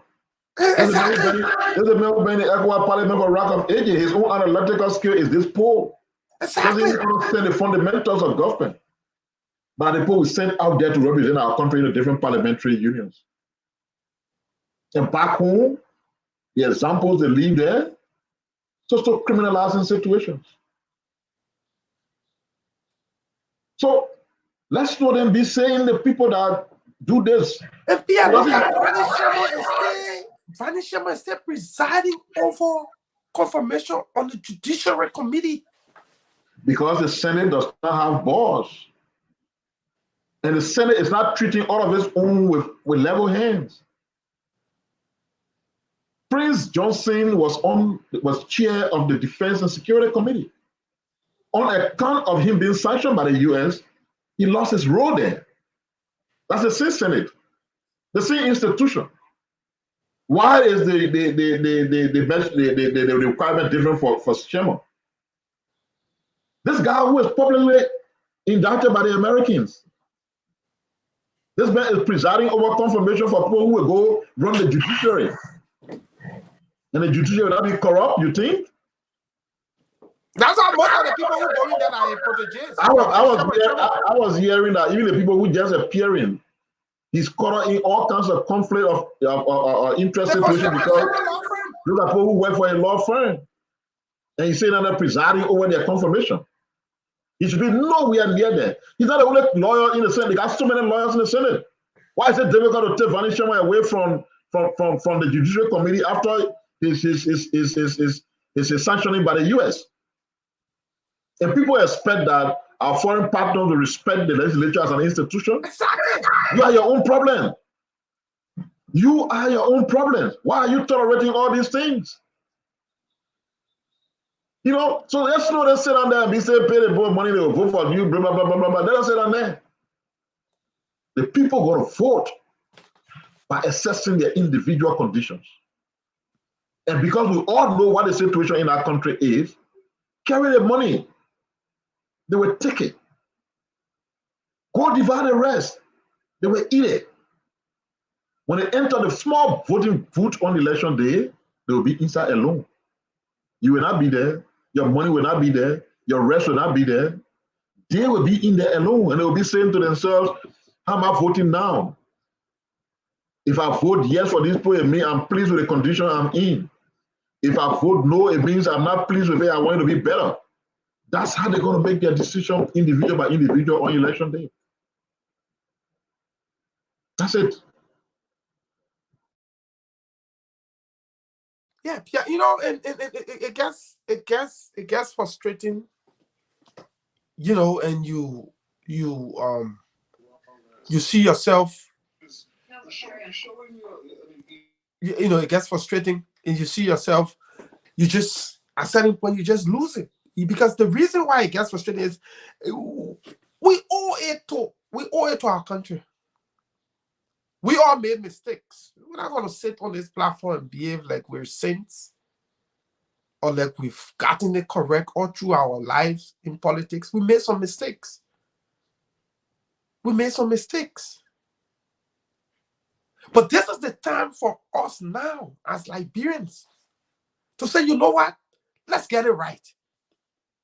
Let's get it right. We made some mistakes. We supported some candidates. We supported some people. We talked for people. We did all those things. This is the time for us to get it right. And the reason why the framers of our Constitution, in the wisdom, felt that every 6 years people will have the chance to vote was because after 6 years, citizens will have a fair assessment of those that are presided over the stewardship of the country. And so you look around and say, look, what has changed? And this is the fundamental question Liberians will have to answer as we go towards 2023 October.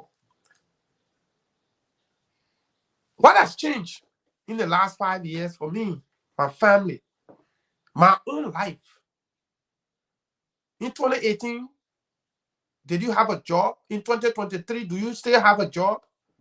In 2018, how much was your salary as a civil servant? How much are you making today? In 2018, how much which school your kids were in? How many times a week or a month you could afford your needs?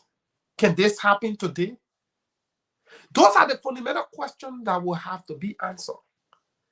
And this is why we often tell people on this show here, you cannot use propaganda against a hungry man.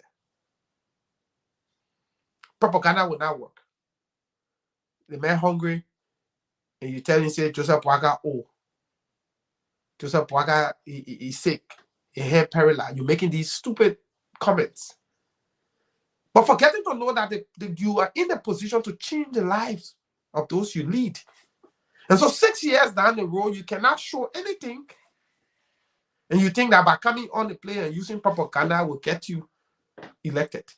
And then you post fake pictures that Boaga say leaving the race, he endorsed the person. Is that the bread and butter issue? Is that the rice and soup issue? That the basis upon which Liberians will vote? What have you done? What have you done in 6 years to change my life? If you are living in one room, you in an apartment now, you know? What have you done? Those are the questions that will be answered. Pastor Mo, you can go.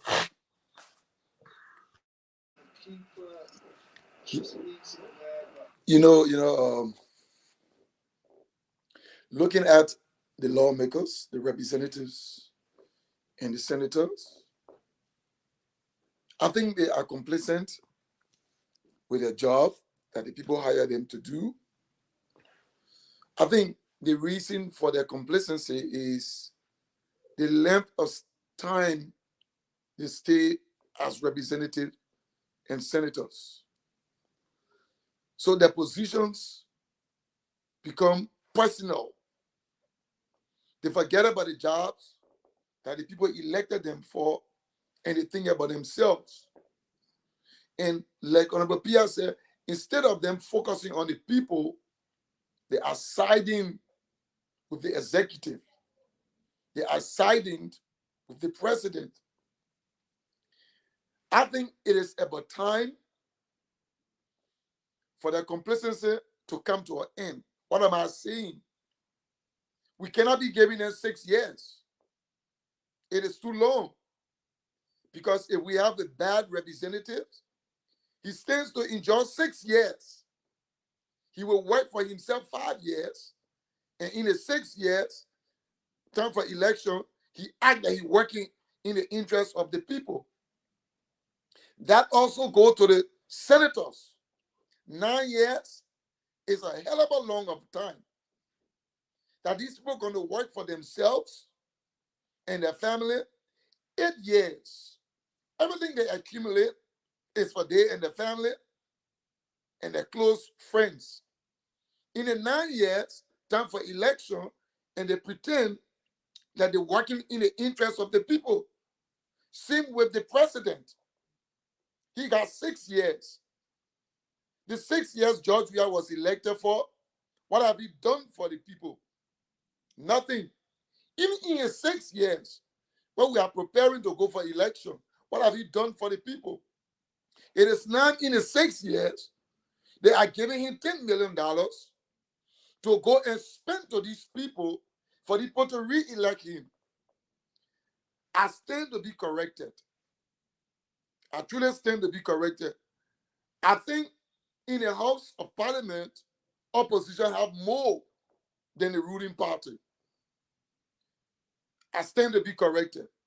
But why are the opposition lawmakers are not working in the interest of the people that hire them?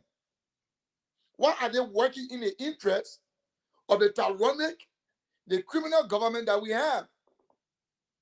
It is because I strongly believe they saw 6 years as a long time, and the senator looked at 9 years as a long time.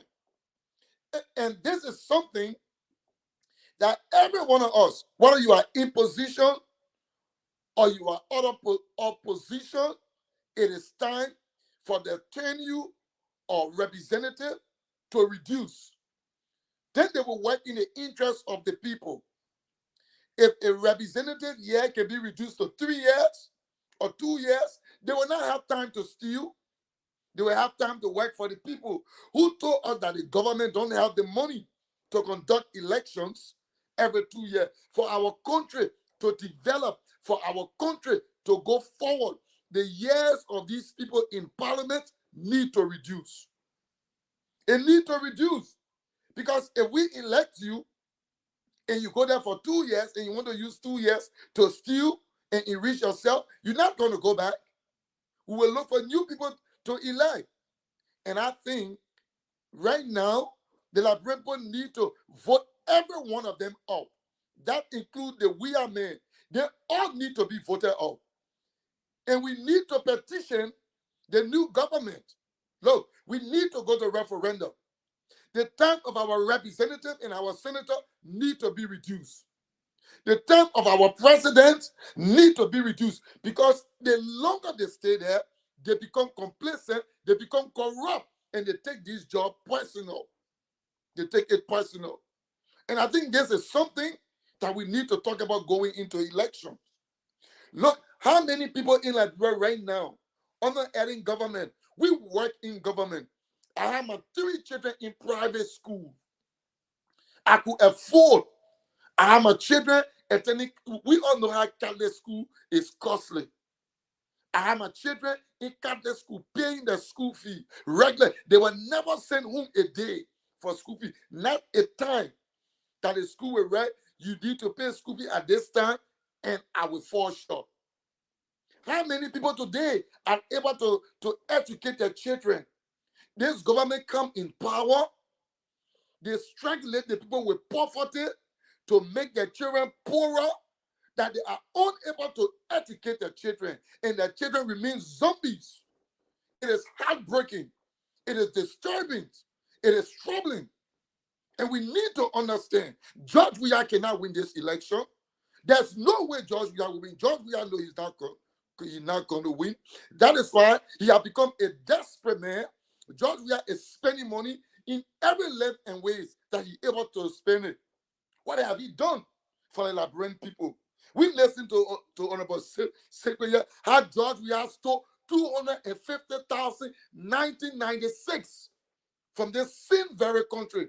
And people who didn't know this criminal, people who didn't know this murderer, pass around on Facebook. The man loved the country. The man cared for the country. The man took care of the team. Who team he took care? Liberia spent more on George Weah than George Weah spent on Liberia. George Weah benefited more from Liberia than Liberia has benefited from him. Then he said and said, don't mind him. He is the one that we shouldn't mind. Because he has introduced killing in Liberia. It has become legal. He has introduced injustice in Liberia. It has become legal. These people are legally corrupt. And why am I saying they are legally corrupt? It is because we elected them, we gave them power to be corrupt. They have no track record of honesty. They have no track record of being trustful.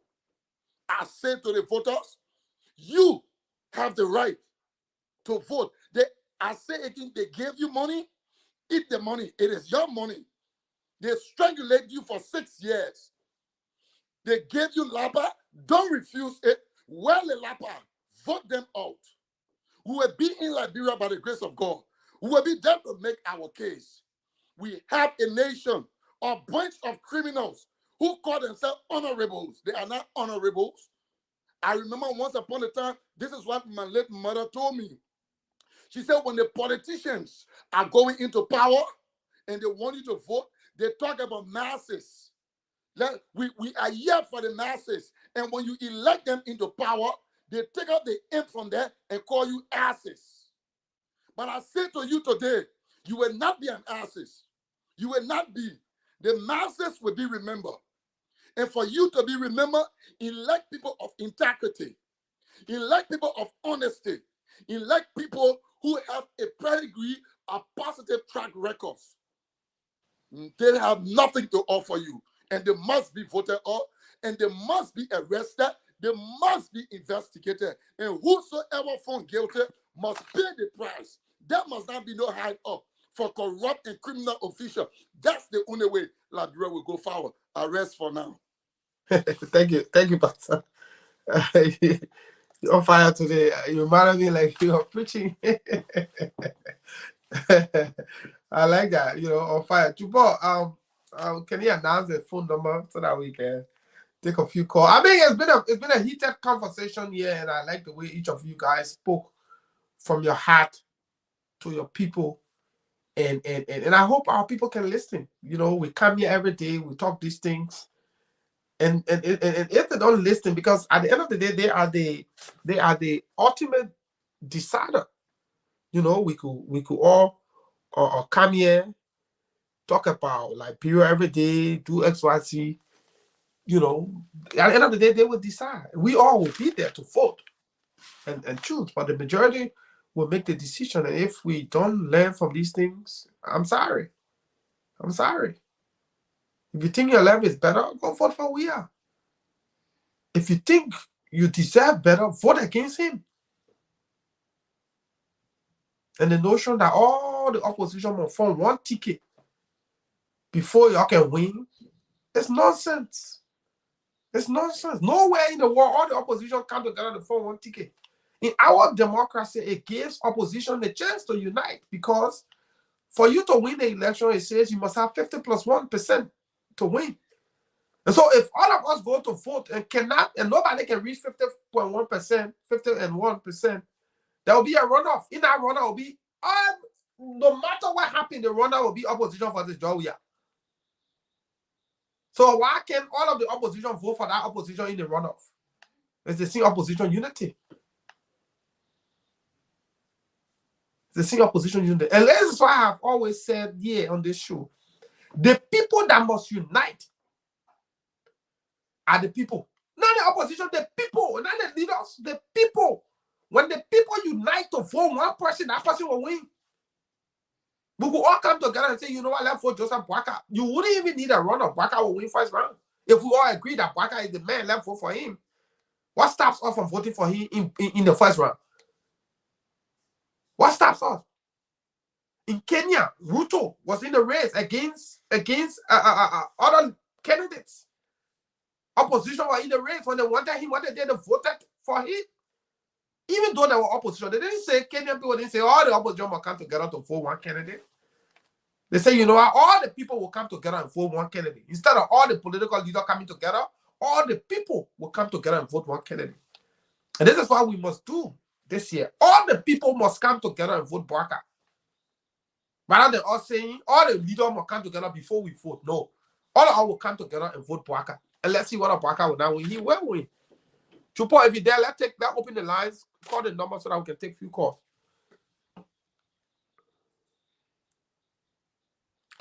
Chupo, are you there? Oh, man. Come back. So, caller on the line, go ahead. Hi again to Class Reloaded. Yes, ma'am. Thank you. Thank you for taking me. I'm calling from Delaware. Yeah, go ahead. I just want to say that we shouldn't concentrate on these people talking about opposition coming together, because everything you see happening is the craftiness of the weird regime. They're trying to bring confusion. They're trying to have us distracted from the main issue, to tell people, oh, but the people not together. They got people who among the population, they're telling people, but the people not together. See the other person making force, see the other person making force.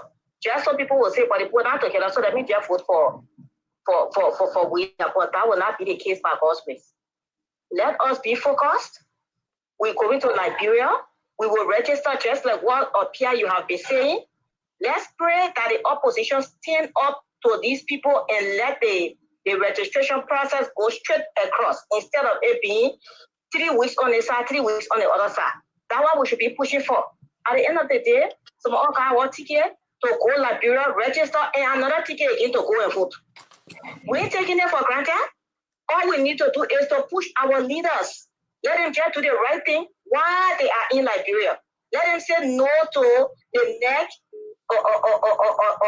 dividing voter registration, where some people vote on the side and people vote on the other side. That's a recipe for cheating, because they are going to send the people either to go and register, and then before you know it, they say registration finished and it closed. Then they go on the other side to go and start registering. That shouldn't be the case. Okay. Thank you. Thank you. I don't know what's happening to Jupor, but he also announced the numbers. Yeah, I know which one they are coming. He keep coming, yeah, he keep coming, going up, coming, going.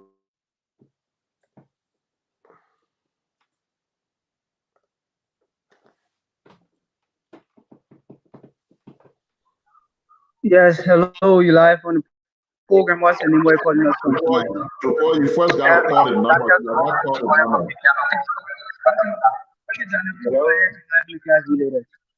Yeah, thank you for that. Well, the three reasons I want to show left on.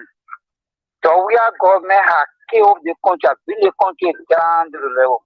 Look at the Joseph group of not the election commission that TD group more than 6 in the election, and they allow you to use our country money in the election. They said just their own pocket money. So because of that, I have problem with the election commission. Number one, you're working the country and kill everything, all our resources, the medical is kill everything. So we roll campaign from door to door, from street to street, from hot to hot to dissolve the government. Thank you. Hello. You boy gotta announce the number. You can't start show before announcing the number. You gotta announce the number. After I call, announce the number. Okay, please hold on. Let me just announce the number, please. So the numbers to put you through this evening are 0770.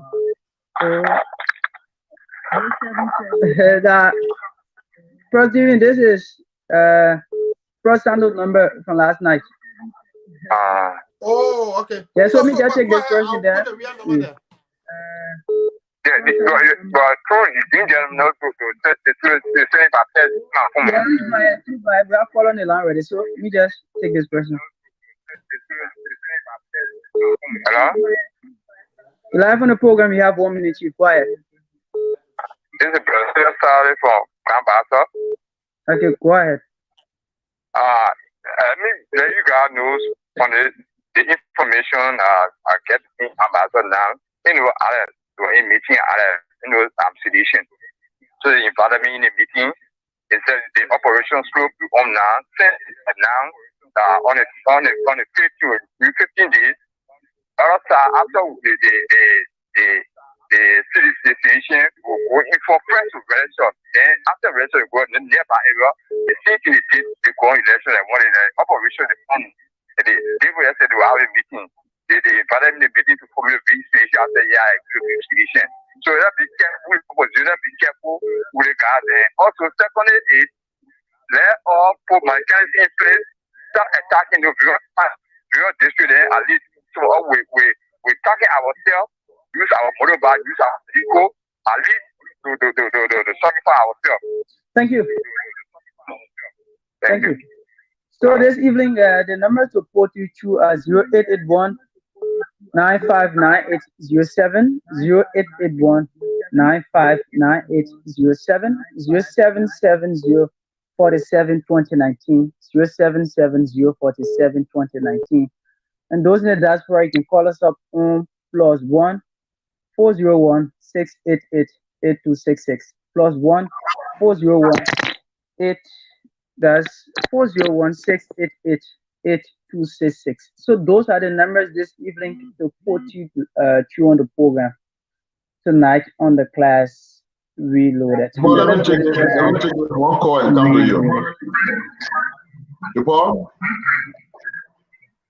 Let me take a single call and come to you. You're on the line for long. Call from the US, go ahead. How are you? Yes, your name and make your point. My name is Godwin Do. I come from Pennsylvania. All right, Godwin, raise your voice a little bit and make your point. Yeah, I want to agree with the first caller, and she struck a good point, going to the fact that since the formation of the CPP and the breaking down of the CPP, it has been the mechanism and the strategy of the ruling establishment by which the CPP has today collapsed. And if the opposition cannot come together to work together and making sure that they put in the proper mechanism, trust me, there will be a free ride for the ruling establishment. And to conclude, to the voters, while we do the talking and while you guys are talking, the decision is left with the voters on the ground to elect the rightful leader.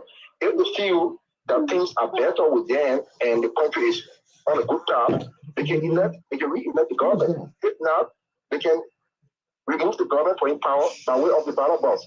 So this is time that the CPP, the opposition, comes together as one block and work together and make sure that they put in all mechanisms to make that the ruling establishment will not be re-elected. That's my take. Thank you for taking my call. Thank you. Dupont, go ahead. Hello. Yes, you're live on the program. What's the name you're calling us from tonight?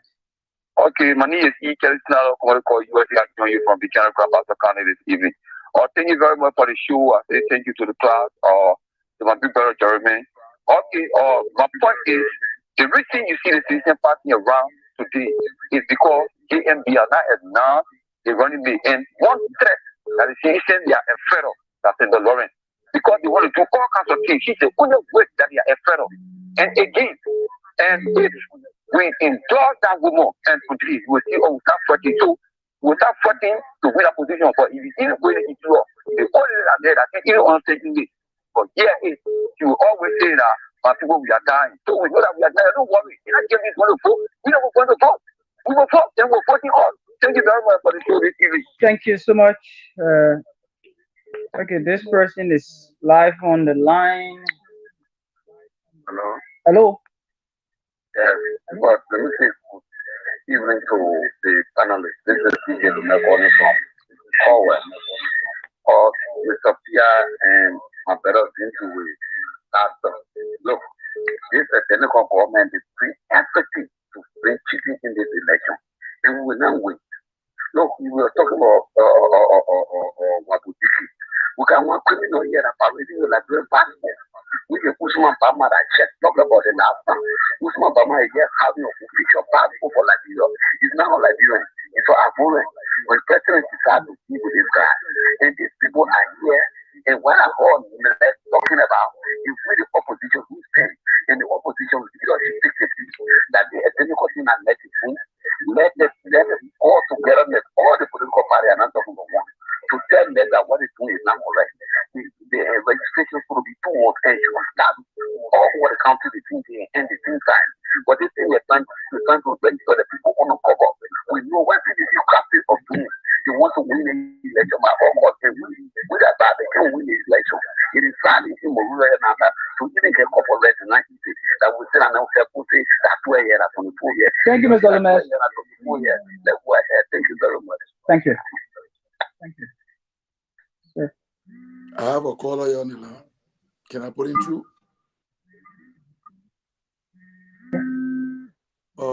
Caller, go ahead, sir. Thank you ever so much, Pastor Moore, the entire team. This is Jared Dubley. My people in Liberia, your hello. When we were small, when Christmas coming in, the old man or the papi will buy a moped crew, they buy a water gun, they season the chicken. He said, tomorrow the Christmas will be easy. Friday looking at there, you see any other thing there. God forbid you get a man, second thing, the man will say, all of you in Liberia. We begging you in the name of God, the people that own the show, that don't say they left this, they're doing it for your sake. The people washing your back, my people, it is time for you to wash your stomach in 2023. We are here, they get Walmart, they get Stop and Shop, they even get unemployment here. We can wear any kind of way we get money. We're doing it for your business, my people. I need a man. Your men may say, you don't call here, you come in launch a capital operation, no more sending money to Liberia. Thank you for the show. What's that? Not bad.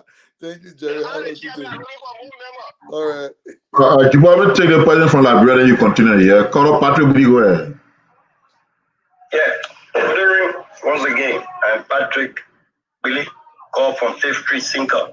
I want to say thank to the parliaments I want to show tonight. God bless you guys. But my in here is the mobilization stuff.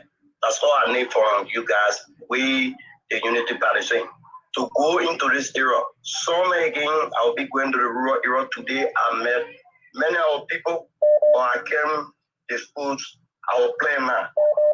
I met many people today. Again, we had Sarah's meeting into the Vera district. But I will now discuss it on the air now. So, many parties that are listening tonight, please go into the area and sensitize people by informing them on the registration process, because I think they're saying next going to be taking about 3 weeks. And we need to tell people to register, because many people now know said that next month will be registration process. So I'm begging you, when you're listening, please help and go and inform our people to go and register. And please, my name is Patrick BD on Facebook. Stephen Johnson, you are really confirming it. Caller on the line, go ahead. Hello. Yes. There's a lot of noise behind you, though.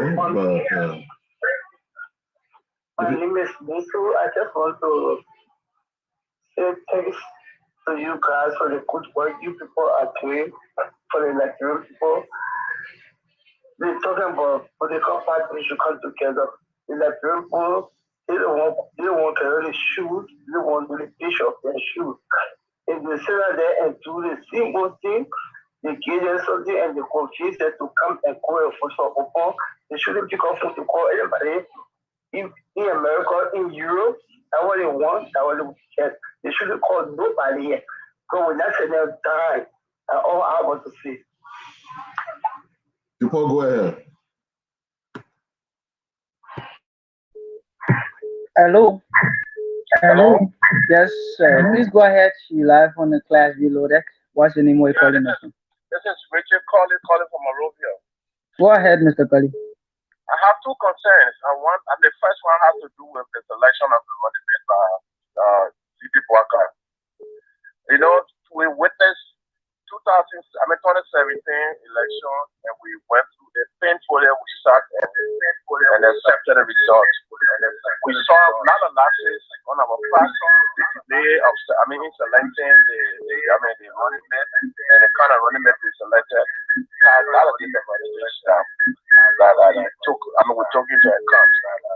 And this time around, it is, even though it is the vice president, president right to select his running mate, but equally too, he has to listen to, he has to be mindful and smart to listen to his supporters. The wave of support is going one side. We are not telling him anyhow to select somebody that he don't want to select. Okay, your second point. Let him listen to the supporters and let him go in accordance, because we want to go to election and be victorious at the end of the day. That's number one. And then you have just 1 minute, Chief. You have already exhausted your 1 minute, so you just doing a second point in 15 seconds. Go ahead. Yeah, number two has to do with the voter registration. Some of us was opportune to serve as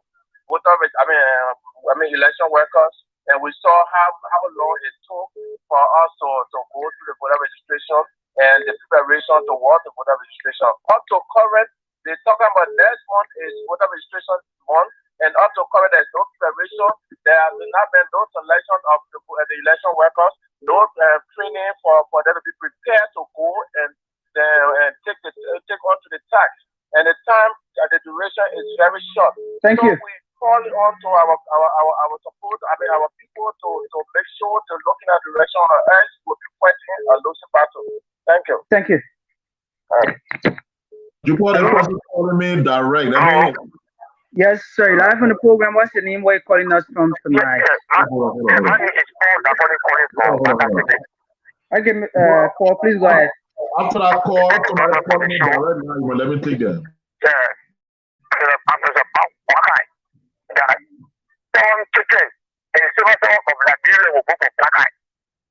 we have been marginalized, we have been corrupt in this country, but we are.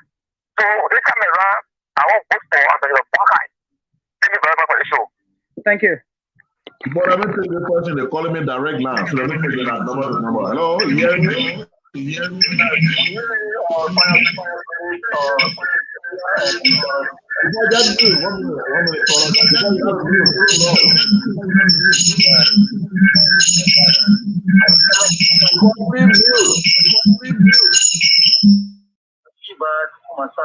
Yeah, go ahead.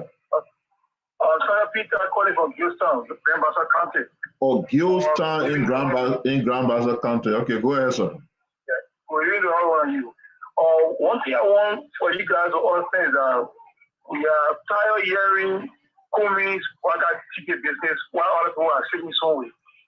It is time that JMB, the one who is the rescue one, for every one of us to rescue with the youth, to make sure that to strengthen our society and our underground institution. We believe in his position. It is time that we have bought Kumi tickets, because Belete is the one who brings division into this Fagor or CPB. He started from initial state, so now we don't want a position anywhere, joining or not joining. All right. He has nothing to keep us on. Okay, let me progress. Your point is clear. Yeah. Secondly, that the voter registration process is going on. It should have been 1 month for all the country. But today we are seeing that this country will go for 20 days. It is unfair to the people. It disenfranchises our people from registering on the South region. So at this time, we are all opposition need to come together and see how best we stop that. It's not very, very important for our people. We need to do it holistically. All the country need to come together and go through the process. And then for now, if any other addition David came up or a week, then we can move to it. It's very serious. We got densely populated area within the country. That, for example, we got Nima County, we got Lofa, we got Moserado, we got Bon County, and then Grandmaster County. These are densely populated area. And today, tomorrow, our people going home to register. How can they register when you give them 20 days?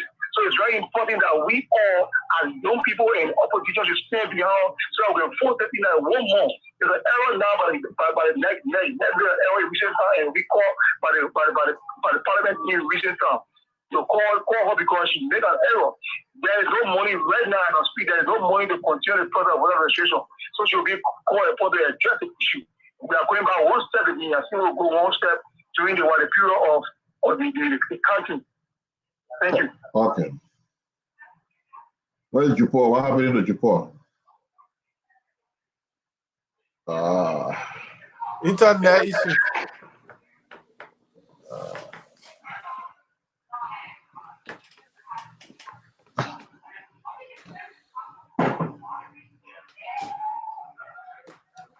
So Franklin Dolokwe is saying that the company that's supposed to be working a role in NIMBA is demanding 13 million from the government.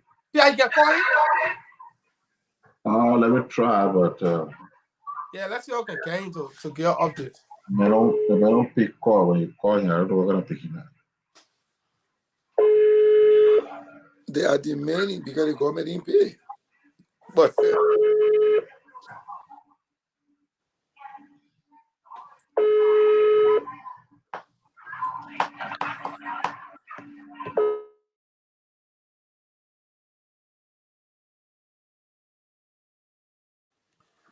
I think he will pick up.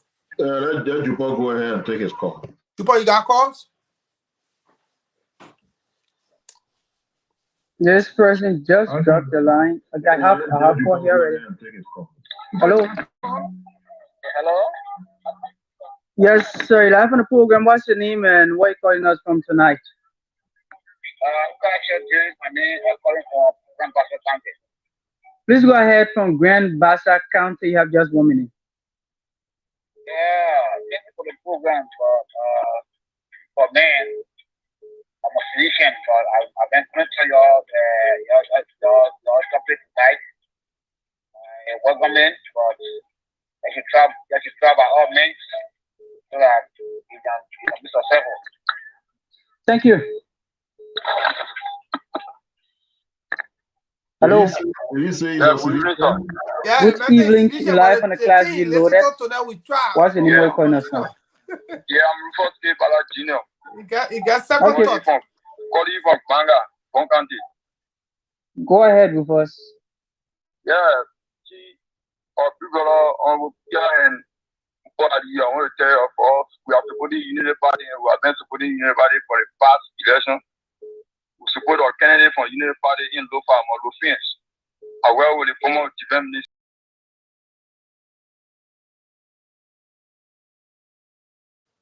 We lost Jupor, man. Jupor struggling with internet today.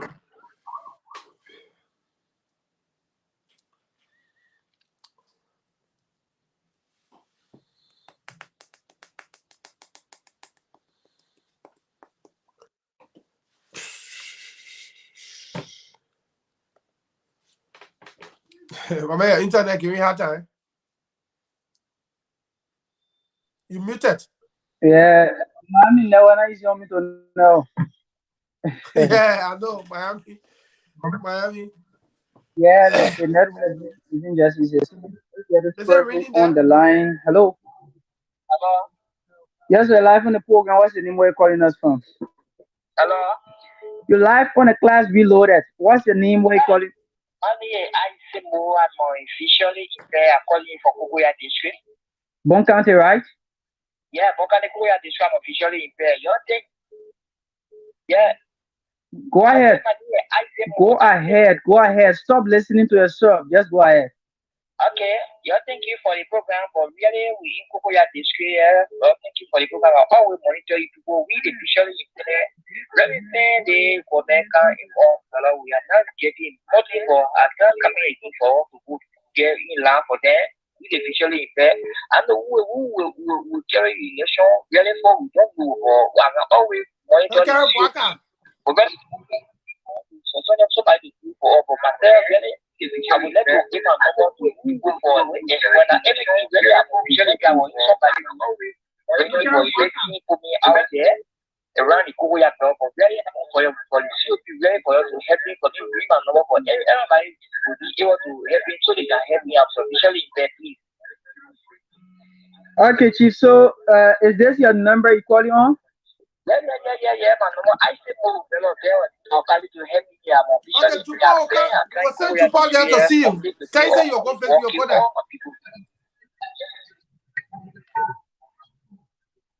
Take a number, Chupa, you'll go there. Go see. My little son tells with somebody did the chat for me. And I look. Okay, so is okay, so thank you. I will actually take your number, Chief. Yeah, you go there to see. Please. Okay, Miss. Thank you. Yeah. Okay, so thank you. I will actually take your number, Chief.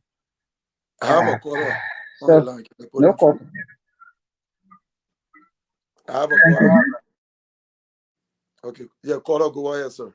Call your name and where you calling from. Yeah, good afternoon. My name is Fred Tule. I'm calling from North Carolina.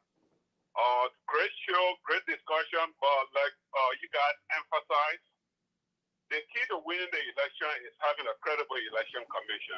And from what I see, we're not seeing that now, and that needs to be emphasized over and over. But you guys are doing a great job. But you guys are not a political party. The people you're fighting for, which is the Unity Party, I don't know why the secretary or the chairman cannot come on the issue since I think each of them have appeared once, and you give them this platform to come and highlight stuff, but they don't come. So I think you guys should really make every effort to impress on them. If Mo Ali is listening, I know he is not the Secretary General again, but those are the party hierarchy. They need to force the chairman, not even force him, call him to appear on the show and see how this thing can put before him, how they can, take this to the National Election Commission. Because that commission is compromised, and you don't want after October the 11th, they come tell you different things. Elections are not stolen one day. It's a gradual process, and this is what they are doing. They are shortening the timetable for registration, and the parties are sitting down, taking those things into consideration. So I think the party hierarchy should be really made to come to the class reloader and give some of our voters or those that want to vote for the old man, let them give the people some hope and tell them the direction. If this is not happening, you guys just going to continue to sing the song and it's going to go on sinking ground. Thank you. That's my contribution. Thank you, Mr. Tule. Have a blessed day. Thank you. If we haven't taken one caller, then you can come on. Because you're calling from all the way Sweden. Call on the line from Sweden. Go ahead. Thank you. My name is Douglas. How are you? Yeah, Douglas, you are on the class reloader. Make your point. Thank you. I want to thank you people for the program, man. The guys that we have on the party or the party hierarchy, for example, Corina Crowd. Why Corina Crowd, she cannot come to explain to the people what the party is doing with this National Election Commission. She the head for the, I think she the vice chair for political affairs. She's going to come and explain what they are doing along with the other political parties if they are meeting with National Election Commission to discuss the critical issues. They are not saying anything. The public is not getting anything from them. These are critical things that we need to know. It's sort of address these issues with the National Election Commission along with other political parties so that the public can know what they are doing. But we are just talking and they are there. She was on the program the other day.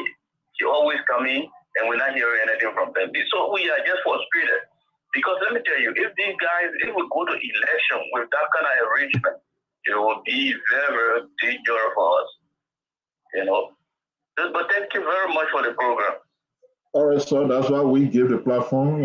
Our hope is that as you spoke, they are listening. The choice is them. We have a platform that is for them. They can decide how they want to use it. Thank you. Chupo, go ahead. Oh my God. So please turn down your monitor. What's the name you're calling us from tonight? I'm calling from Upper River, Jala.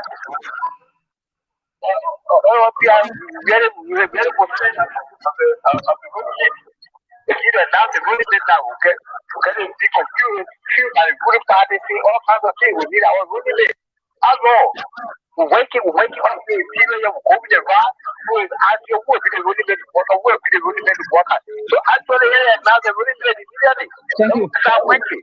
Thank you. Thank you so much for your point this evening on the program.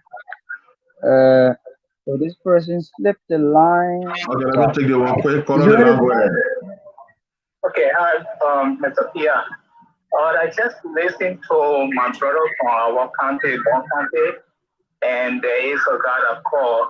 I say he has some problem, and then you should send him over so that when he get there, to look at the case that he talked about, how many cases he had, how many children he had, and please, I will listen to the show on Friday so I can see what I can do about the children. Not him, but the case that he say he has, the children I want to go so I can provide some help for the children. Thank you. Yeah, thank you. Jupo will go there and Jupo will give us feedback. Thank you. Jupo, take your call. Hello. Yeah. Live on the class Reloaded. Please, what's your name? Where are you calling us from tonight? I'm Andrew P. Conan calling from Worcester, Nima County. Mr. Conan, please go ahead from Nima County. You have just 1 minute. Okay. I just want to talk based upon the party and the women now. What I want to say is that anyone who has development within them, when they are in power, people always know. Baka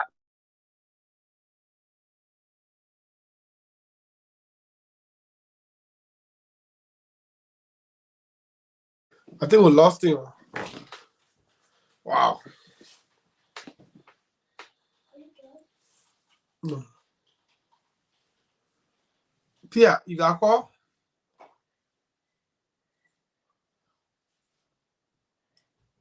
I think we lost Jupo there on the Yeah, Jupo's internet is a real challenge today. I don't know what's going on with him. No, not him, but what's going on with himself. Yeah, I know. You know the Rural County, by the time it rained one day, and they had a lightning and thunder yesterday on Monday. Okay, so I think I'm back on. Yes, hello, Eli.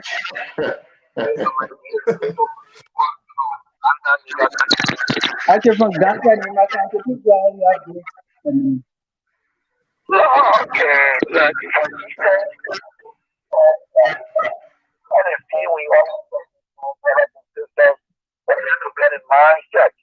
That this government is not a good government for the youth. So our prayer is if our party will come down and so we all can find me to be able to convince people so that because more people, elected in the country, hope you are not consultant on all of those things. So my prayer is we all should help in the process to be able to convince them, to make them understand how much we are doing today. Thank you. Thank you, sir. Thank you so much for your points this evening on the program. This person slipped the line. So Let's no take 7 call more now. calls so that we can close in the last 10 minutes.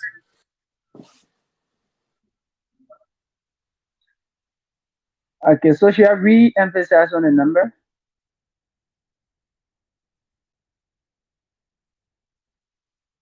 Huh? Yeah, if you see the need to do that, oh yeah, and the people listening to the radio need to follow up the numbers as well.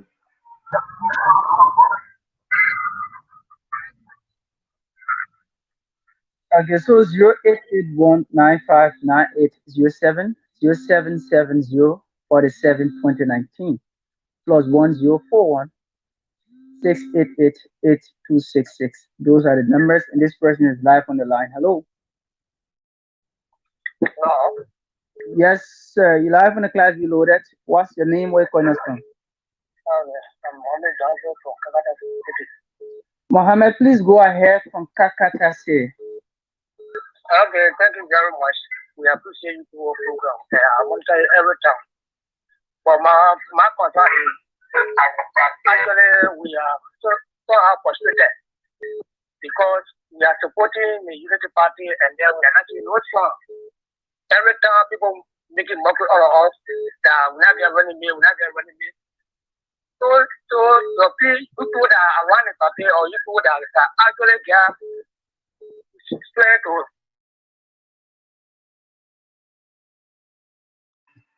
Jupor going. Okay, call on it now. Go ahead. Yeah, I just wanted to ask this question about the Secretary General of the UP. Since his house got burned, we don't hear anything from him.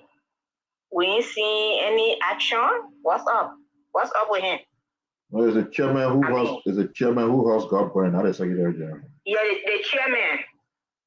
Okay, whoever he is, they say they changed the person that was there and put him there because he was more active, he could do more, but since the house got burned, we ain't hearing nothing. And I don't think the strength of the party is, the standard bearer is the chairman and the Secretary General, all of those. Okay, thank you so much. Yeah, so that was my concern, and I just thought to voice it up. Okay, thank you. I hope they're listening. I hope Tap and Amos Call on the line from Liberia. Go ahead. Good evening, guys. Anonymous, please. I just called tonight to express my disappointment in the folks from the Unity Party. To be very realistic, Mr. Pia and Mr. Johnson, Pastor Moore, and the young comrade there from, I think it's Nema or Bonkanto. So you guys have been doing your best. But we do not want to continue hearing only the voices of you guys. We want to hear the voices of the real Unity Party people. Where are the heads of the party? Where are where's the propaganda arm of the party? Aren't they the ones who's supposed to be here? You have a platform. You have one platform who are there lying to the Liberian people all over the place. Now you have a platform of your own that you can use to push your candidate, to push your message. You're not able to come. Everybody too busy. Where is Colonel Kratopa? Where is the SG Amos Swear? We are so disappointed to continue here. Mr. Pia is a professional person. He worked in the last government. You could say, I don't get that for Liberia again. Let me just sit down here. I get my small money here. I go and pay my brother in Liberia. Then I get home. I go home. But he's pushing to see, Pastor Barker coming to power to help rescue us from the problem the government are getting us into. And then the real Unity Party do not want to do anything. It's very disappointing. Thank you very much, guys. All right. Jupor, go ahead.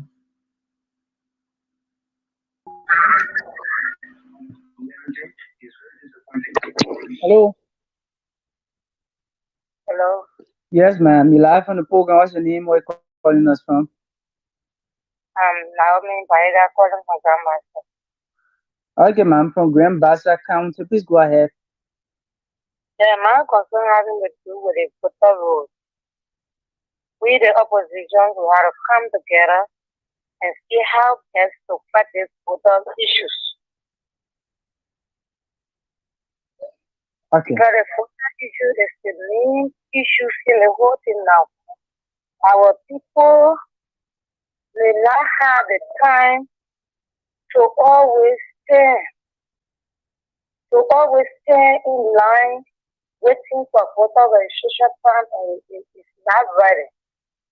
So we, the opposition, we need to come together to start talking this thing. Let the voter roll be in the same time and in a month or two.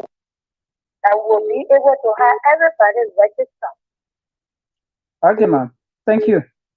Thank you. Thank you so much for your points this evening. Hello. Hello. Thank you very much. This is my Lord Shose Tonese. I'm calling from downtown, specifically by Sarah. That's very good. I think you people need to invite those political actors to be in studio to start and wanting to learn. You cannot continue like this. We're talking about election, not too far. And somebody talking about 2 weeks for voter registration. What sense does it make? You cannot continue like that. We gotta work with that. Immediately I have to take this. Ghana is actually bleeding because now no political light they put on the poll here, everything has gone dark and more. The government is putting a GEP. Well, most of the hospitals and some of the government facilities they are owing GEP. So So now they're even finding it difficult to even think how they're going to pay the worker and even maintain the system. Thank you. So it's a very serious problem that we're going to work on that. We cannot leave that in the country. Sorry to say that. Thank you. Thank you, Chief. Hello. Good evening. Live This is Joseph M. Tamba speaking from Jacobtown, Ganta, Nimba County. Please go ahead. Thank you for the program. I think the major concern is about the election registration date. I think the Unity Party leadership have to speak up because the time is limited. The time is not enough. At least 1 month will give every voter chance to register to participate in this election.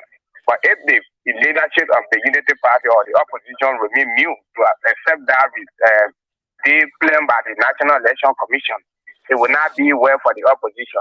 And people are saying that the opposition have to unite.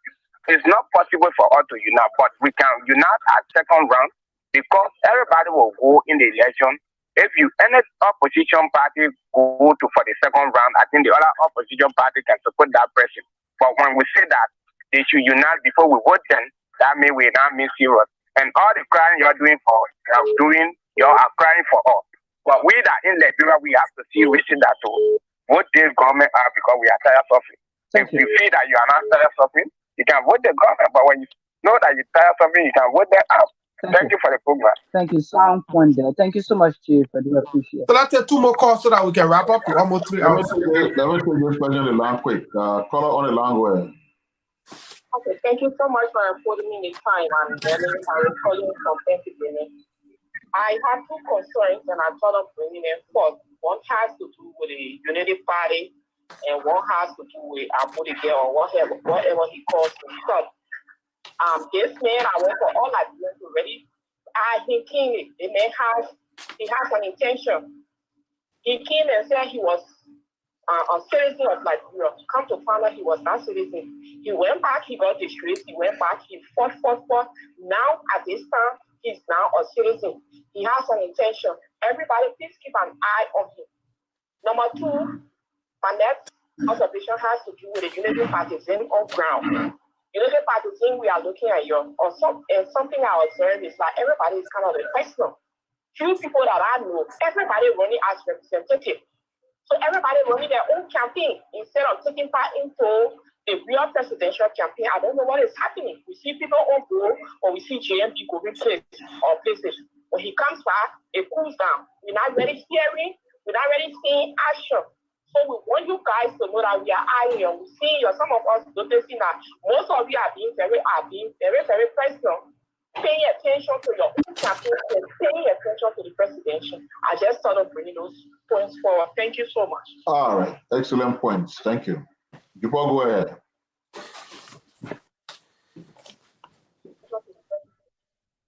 So this is my last call for tonight. Hello, what's your name? Where are you calling us from? Sorry, what's your name?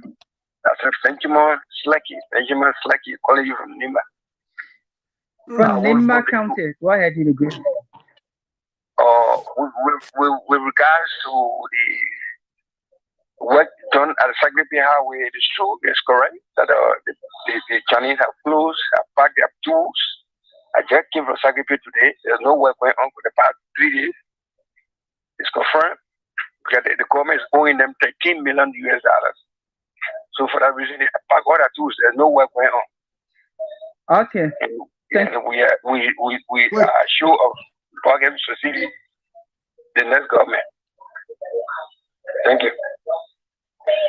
Okay, Chief. Thank you so much. We do appreciate it. All right. Yeah. Take the last caller. Caller on the line from Minnesota, I guess. Go ahead. All right. This is Daniel here. My call from Minneapolis.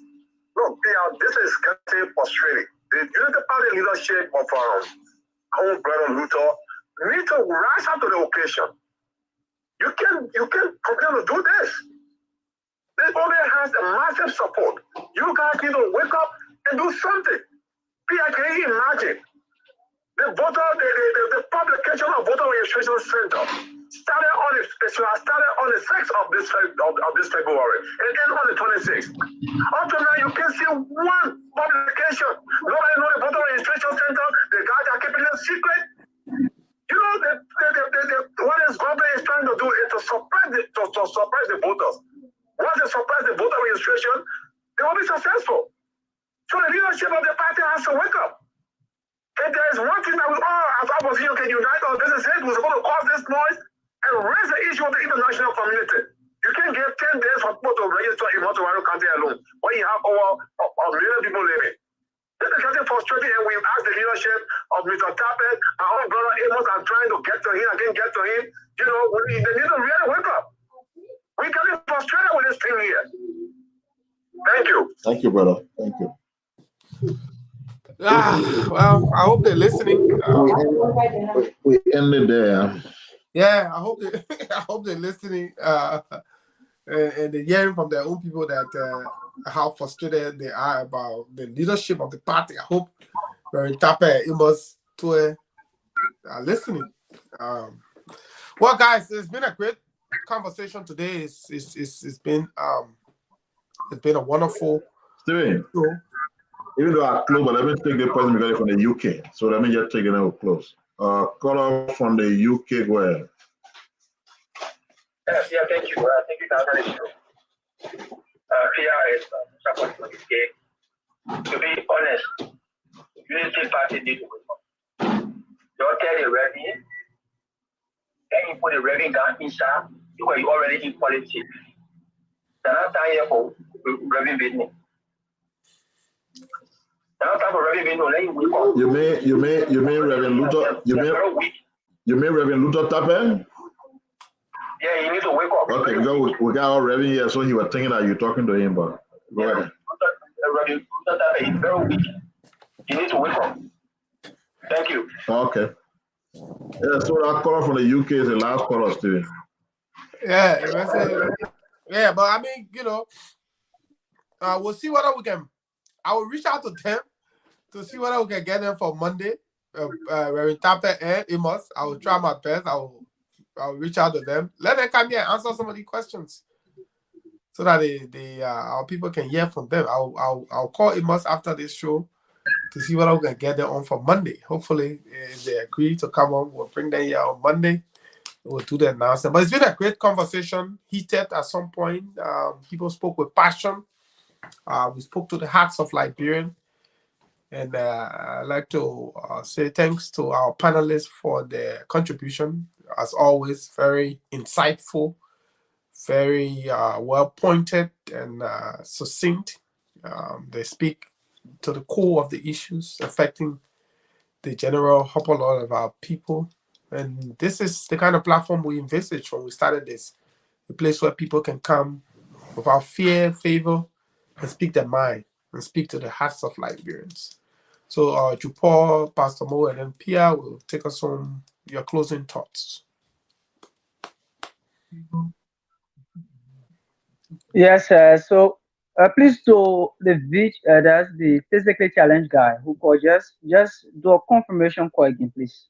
Just do a confirmation call on the number, just call, so that I can actually have it down and get to you, please. A confirmation call. You know, so actually request separate. So in closing, it's actually a great show. It has been a great show, and it's always going to be a great show. I'm actually humble. I'm grateful. Thanks to the team, and of course, looking forward to being with the team on the weekends edition. But the midweek edition was great. So thanks to everyone. Thank you, Jupor. Pastor Mo. Yeah, Louis, I'll see what I can get it on Friday. I will try. Yeah, thank you to our many viewers there. I think it was a great show, and we want to say thank you to all of our callers and our listener there in Radio Land.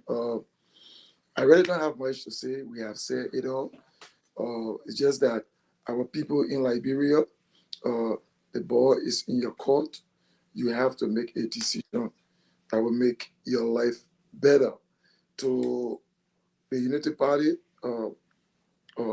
officials, also to the Liberty Party officials, we want to say thank you to Daniel Saladin they are here, but we want some of you to come on and explain to the listening public, because many of you have them in limbo. They're not hearing from you. They need to hear from you. This is your platform. And Reddit, we are doing what we're able to do. So we know your leg last minute of time, but it is up to you. Thank you very much, gentlemen. It's been a great show. Thank you, Pastor Mo. Fia. Well, I share in the frustration of the last batch of callers. They have every reasons to be as angry, frustrated, and disappointed as they are. The reason is, trust me, from where I sat in 2017, Joseph Boakai should have been president today. From where I sat. He had the people on his side. Everything was on his side. We just didn't manage certain things properly. It slipped away, and the country is where it is. And people are looking up to us after that disaster of 2017. And like 2017, it's just clear cut. Boakai is the man. But like the Bible says, faith without work is dead. Just the fact that Boakai is the man of the hour without working towards it will not make it to happen. And so it's not about even the people just coming on the show or getting on show. It's about standing up to those who are attempting to manipulate the electoral process. The government, the National Election Commission. Look at what happened at Legis. Look at what is happening with the Election Commission. The guys are putting something down your throat, trying to ration voter registration. And not just the Unity Party, but all the opposition people. Like they don't care. We're on the show and somebody text me that Musa Bility was on one station and talking about Joseph Boakai begging him to go back to CPP. And they tell Joseph Boakai he must come have press conference to see him, and I beg him behind the scene. You don't know these people? Is it that a very Musa Bility who broke down the CPP? I have told you over and over, Musa Bility is no opposition person. And you just living in dreamland. Who are you? What do you have with Joseph Boakai? You got anything called CPP? Why are you fooling yourself, Musa? The Liberty Party, you say you chairman of. How many Liberty Party serious people follow you to where you are? How many of the membership of the Liberty Party people behind you? What you represent over there is the what LPDP represented when they said they were joining. We are empty shell, nothing, no members, empty shell. And what you representing there? And you telling all that Joseph Boakai begging your empty share plus 7%? You gotta be honest with yourself. When you go look at the 2017 result, it's still there. 430 some more thousand, 40 some more thousand, in fact, to 120,000. You came what? 5th or 4th? So start fooling yourself. You got nothing that will make Joseph Boakai to go to you for anything. But we know your mission. You've always been an agent of the government. Anytime you hear people talking about possibility of coming Boakai, you feel uncomfortable and you immediately get to work to make sure that it doesn't happen. That's why you are an agent of the government, planted to work against every effort that will see anything that looks like a united front. And we've been done with that because we know you're there. Say coming out to see you think you're somebody genuine person. We turn our back ever since. If you're listening to people calling around, you listen to these shows, we're challenging JMB down to Nimes running me. We ain't got time for what you're doing over there. Like the soup boss will say, we'll meet at the barricade. And the line will be drew again. We'll see where the numbers are. We'll see who the Liberian people want. We'll see who the Liberian people trust. Whether they trust you, Bility, and your empty shell CPP that you're talking about. Joseph Boakai got time for evil. Joseph Boakai beg you. Joseph Boakai will beg you? For what? What numerical value do you have? What's your voting history? Bunch of jokers. We'll see you, sir. If you think we'll see you. We are demanding now and pushing JMB to name his running mate so that we sell a ticket and not just an individual. We'll be done with you. Go carry your so-called CPP, the thing you said as CPP. Let's meet in October. All of you guys are a bunch of lazy people, and that's why it shows that you're a government agent. All the things we're talking on this show, government trying to suppress the voters. They had a censor that nothing came from other aid. What have you said, Musa, as chairman for party? Or your CPP, what have people said? You basically accepted whatever they put there with the census. You basically accepting whatever they're doing to ration voter registration. And you think somebody's going to call you a real opposition? There are issues that you guys are not paying attention to that we're talking about. It doesn't matter whether you with Boakai or with who. Why is it not a concern to you that NEC is trying to suppress the voters? Why is it not a concern that the election commission have been proceeding in ways that shows that they are not capable of running the elections, that they will be unfair, they got no integrity? What have you said about that, Mr. Ability? The only thing that concerns you every day is to go on one radio and talk about Boakai. How does that affect those things leading towards the election? Doesn't it show clear that you're an agent and bidding for the government, working to keep we are in power, and you fooling commies and you're working for commies? But all of the things you're doing, you'll pay for it. Just a matter of time. You, Musa Ability, we will not be re-elected. The millions you owe, you will pay. You've kept them for paying in their whole 6 years. And they're using you to work for them to cause chaos in the opposition. You pay right after Joseph Boakai elections. You pay. And to our own party, we can come up here and talk everything we want to talk. You on the ground, you are the legitimate leaders of the party. You should be challenging all these wrongs from NEC, from where you are not doing them. Are you saying you okay with going into voter registration in March? That is rational? Are you saying you okay with that? In the end, you would have wasted all of us time when you're okay with that. An electoral process being manipulated right before your eyes. You all can do nothing about it. You guys have demonstrated so much weakness to the extent that the government does not even fear you people anymore. That's a disappointing situation. They'll rise up to the challenge. Don't allow all these wrongs that have been plotted by the government and NEC to happen. They should not happen. And they will only not happen when you stand up to it. Now when you're walking away from the issues and the challenges, going to airport to receive Joseph Boakai when he comes from America, following him to every little place he's going, all those things will not grant us what we want in 2023 if the processes leading to the election are not right. And we all see clear that they are not right, and we're doing nothing about it. Killing everybody's effort. Wake up. Don't keep don't keep that country in our hand for another 6 years.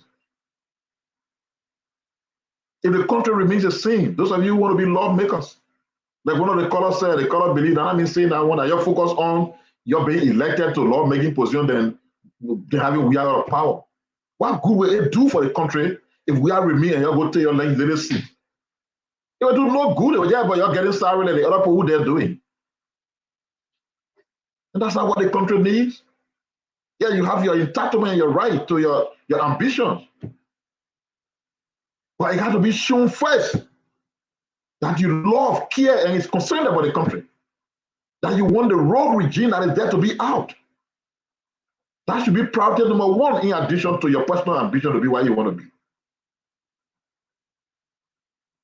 If your action discourages the people, the momentum we have, we lost it. And then we'll have a repeat of what we don't want to see. So you'll wake up. Thank you, Stephen.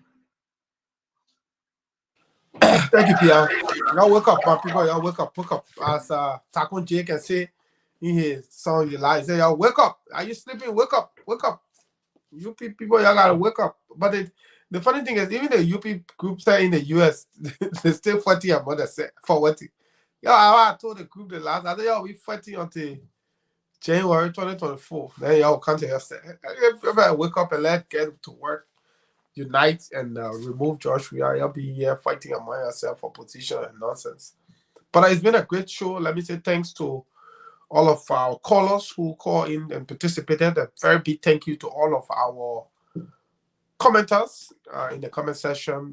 Your comments, So, Stephen, as we close, I heard you talking about breaking UP on Friday. If they will ever agree to come, you got to bring it another day because Friday we want to know the state of affairs of the University of Liberia over the last 5 years. We'll bring out Monday. And what the perspective of the students, what the perspective is with regards to national governance over the past 5 years. Yeah. And we'll have Yusuf Kamara, the Secretary General of SUP, and Mustafa, the chairman of the Student Unification Party. They will be our guests on Friday. Yeah, so the people will come Monday. Yeah. Yeah, Monday will be a good day for them. I'll get them more time. Yeah, we want to know about it. We are free. Every time he goes to places, he says free university education. So we'll bring the direct beneficiaries of the so-called free education on Friday. We'll bring in the guys from SUP. They will come here to talk about the free education policy at the university, the state of affairs at the university, and then they will also look at what is happening in the country. So you will hear from the house's mouth on Friday. The SUP chairman and secretary general will be our guests. They will come here and talk about tuition free. How free is free education at the University of Liberia, and whether free education means quality education. They will talk about all of those things. But it's been a great show. Big thank you to our panelists, Pia, to Paul, Pastor Mo, for joining us today. It's been a very, very, very, very, very great show. I'd like to say thanks to all of our folks in the comment section, all of you following us via Facebook, YouTube, and on the radio. We'd like to say thanks for joining us. I will see you again on Friday at about 8 p.m. Liberian time and 3 p.m. Eastern Standard Time. It's been a great show. I'd like to say thanks to our supporters, all those who've contributed. Keck Media has been very great, helping us with some of our video graphics and other things. I would like to say thanks to Josh Wallace and his team there at Keck Media. They've been doing a great job. I'd like to say safe travels to Ente Miata. She traveled to Abuja, Nigeria. She's all the way there in Abuja. We hope that you're doing well there, sis. Ente Miata, I'd like to say best wishes as you carry on your activity there in Abuja. Wish you safe travels back to. Ente Miata is a big gun panelist on the Class Reloaded. Part of the reason why she's in Nigeria is that she's going to follow the election. Big time. No ordinary person does that. Yep. Ente Miata is in Nigeria following the big people they can call to follow the election. She's invited to witness the Nigerian elections. That's why Ente Miata is in Abuja. She's there to witness the Nigerian elections. She's there on invitation to witness the Nigerian election. That's how much of a big panelist we have on this show. You know, they say, Prophet, I respect her. But some of the people on this show here that are serious people that you're playing with. But you never know until you know. But it's been a great show. Let me say thanks to everybody. Until we see you again, it's so long. Have a great evening. Enjoy the rest of your evening. I'll play some music for our people to dance a little bit while we call this broadcast to an end. Have a good evening. See you guys on.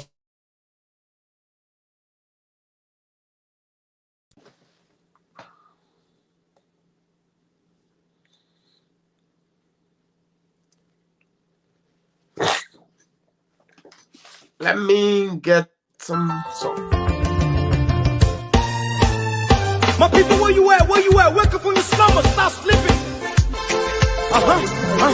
Whip your hands, whip your hands, whip your hands, whip your. Come on, come on, come on. I know you're sleeping now. Y'all gotta whip us some more, yeah? Okay, let's go. The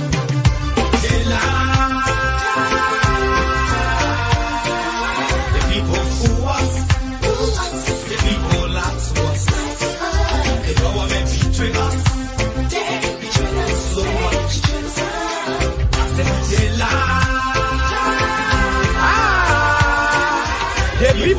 us, oh. The people lie to us. The government betray us. They can lie, they can steal, they will not come up. I said we tired with their lies. We tired with their promises that led us to a lot of damages. We tired with their speech they preach indeed, and now unique they deceive us. The thing we saw, it frustrates us. So why can't you lie? Why can't you steal? Why can't you allow the citizens to beat? You see, we just tell you that's why we voted you. But you fool us, you screw us, you use us and later on abuse us. So why? The government should lie. Why? But that's the question that we ask. The people fool us. The people lie to us. The government betray us. They betray us so much. I said they lie.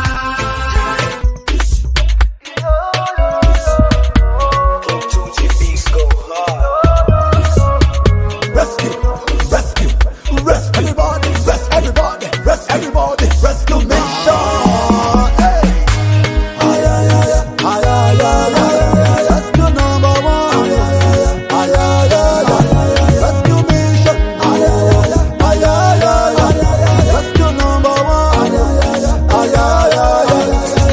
Look to the left, rest to the right, rest to the front, rest to the back, jump on your feet, jump on your feet, rest. Go to the left, rest to the right, rest to the front, rest to the back, jump on your feet, jump on your feet, rest. Yo. Rescue number one, yo.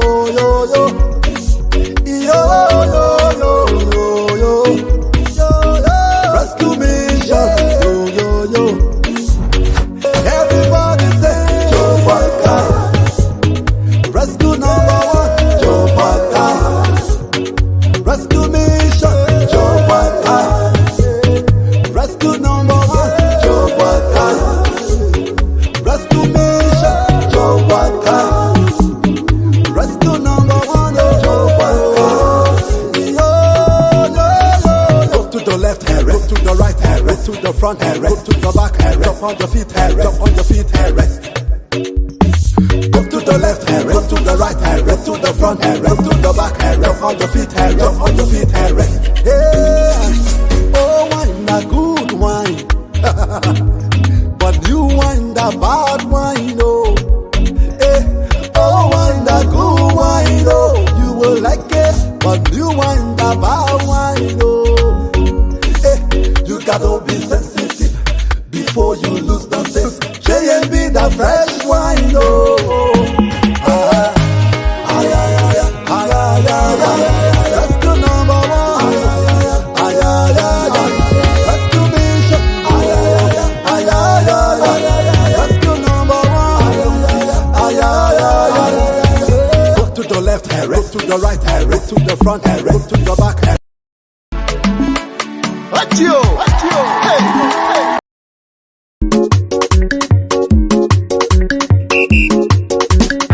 There is a king, and everybody's supposed to play, but everybody against one man, and that woman is honest. A moment, yeah, because he's a super player. I know. Because he's a brilliant player. That's right. All the opposition starting defense, double defense, triple defense. Hey! But Walker is not the time on those defenses. He's warming up. Babette is warming up. Check it. Yeah, he's jogging. And the crowd is cheering. Wow, the Walker. But one thing I want to tell you, Babette, it's chocolate defense. Babette, chocolate defense. Oh, yeah.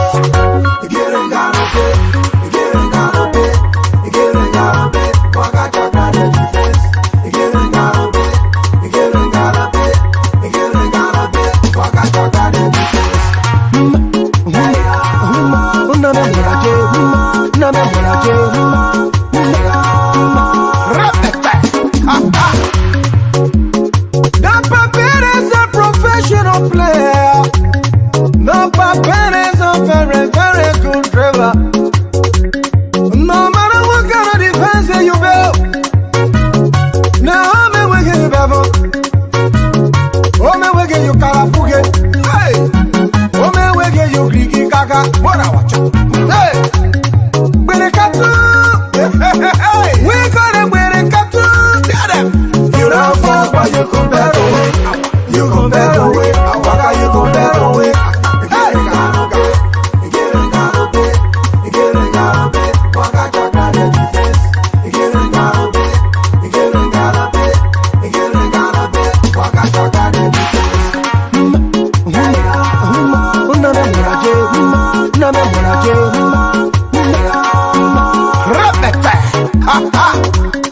The game is on, and everybody's watching the game. The game is very hot, people been entertained.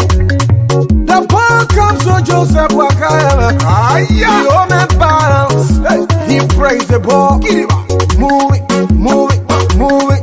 As he takes opposition attack the baba. The home man is very skillful.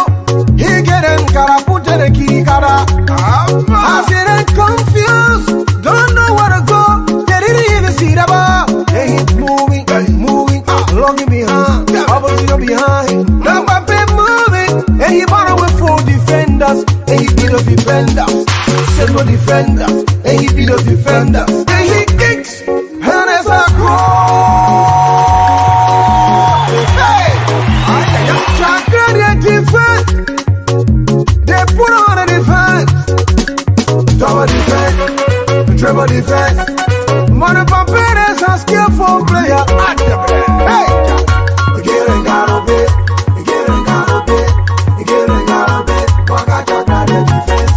Again and got a bit, again and got a bit, again and got a bit. Waka Chaka the defense.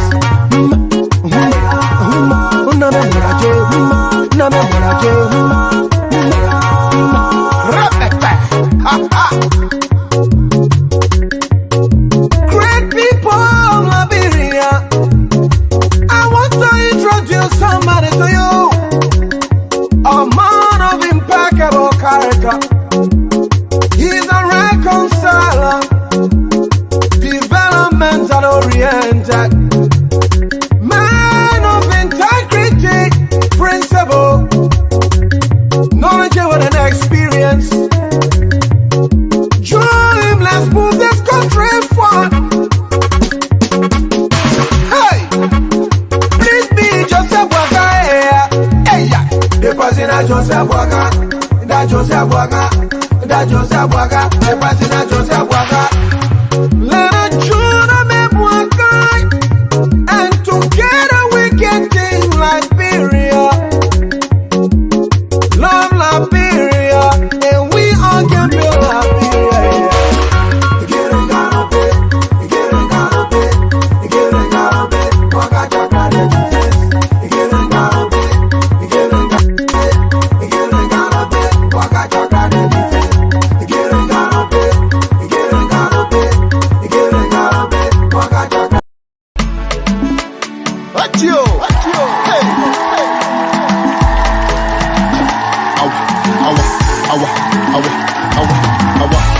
Tell you that the papa will fall. What got coming, people? Papa, tell you that the papa will fall. What got coming, people? Papa, we just let's take killing bad governance to stop it. That we for Babaka, yo. That we vote for Omen Baka. Achio. Since it belongs to the family lost, over change the social criminals. So for $1, not $1, not $1, the contract in Wahala. Tell you that the papa will fall.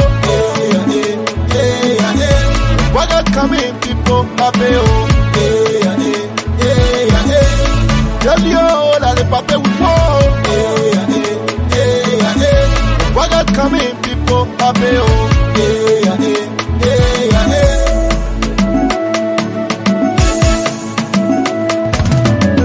my bad people, my many people, Belle people, let it pop out.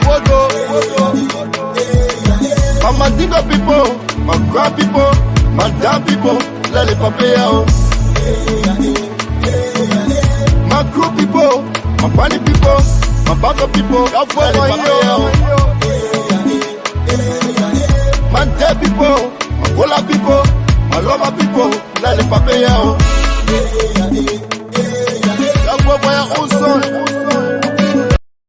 It's Virgil. Everybody, hands up. Shadow in the air. Come on now. 1, 2, 3, let's go. The papeles conmigo. The papeles conmigo. Like a tsunami, I see him coming up.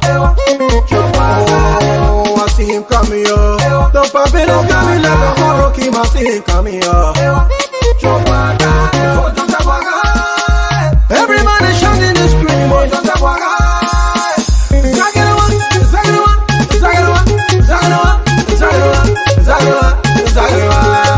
Hey! Let me see you shaking it, shaking it, shaking it, shaking it, shaking it. Hey, yeah. Yeah, we're moving for programme. Yeah, we're moving for programme. On every part of the country, we're moving for programme. Yeah. Oh, baby, we love you, power. Yeah. Oh, baby, we love you, power. Everybody loves you, power. Hey, you say you can rock it. Hey, you say you can shake it. Hey, you say you can rock it. Look at you, something beautiful, you can rock it. Rock it up, rock it. Shake it up, rock it. Shake it up, rock it. Rock, rock, rock, rock, rock, rock, rock, rock, rock. The puppet is coming, everybody shake it. The puppet is coming, oh. The puppet is coming like a tsunami, I see him coming, oh. Oh, I see him coming, oh. The puppet is coming like a hurricane, I see him coming, oh.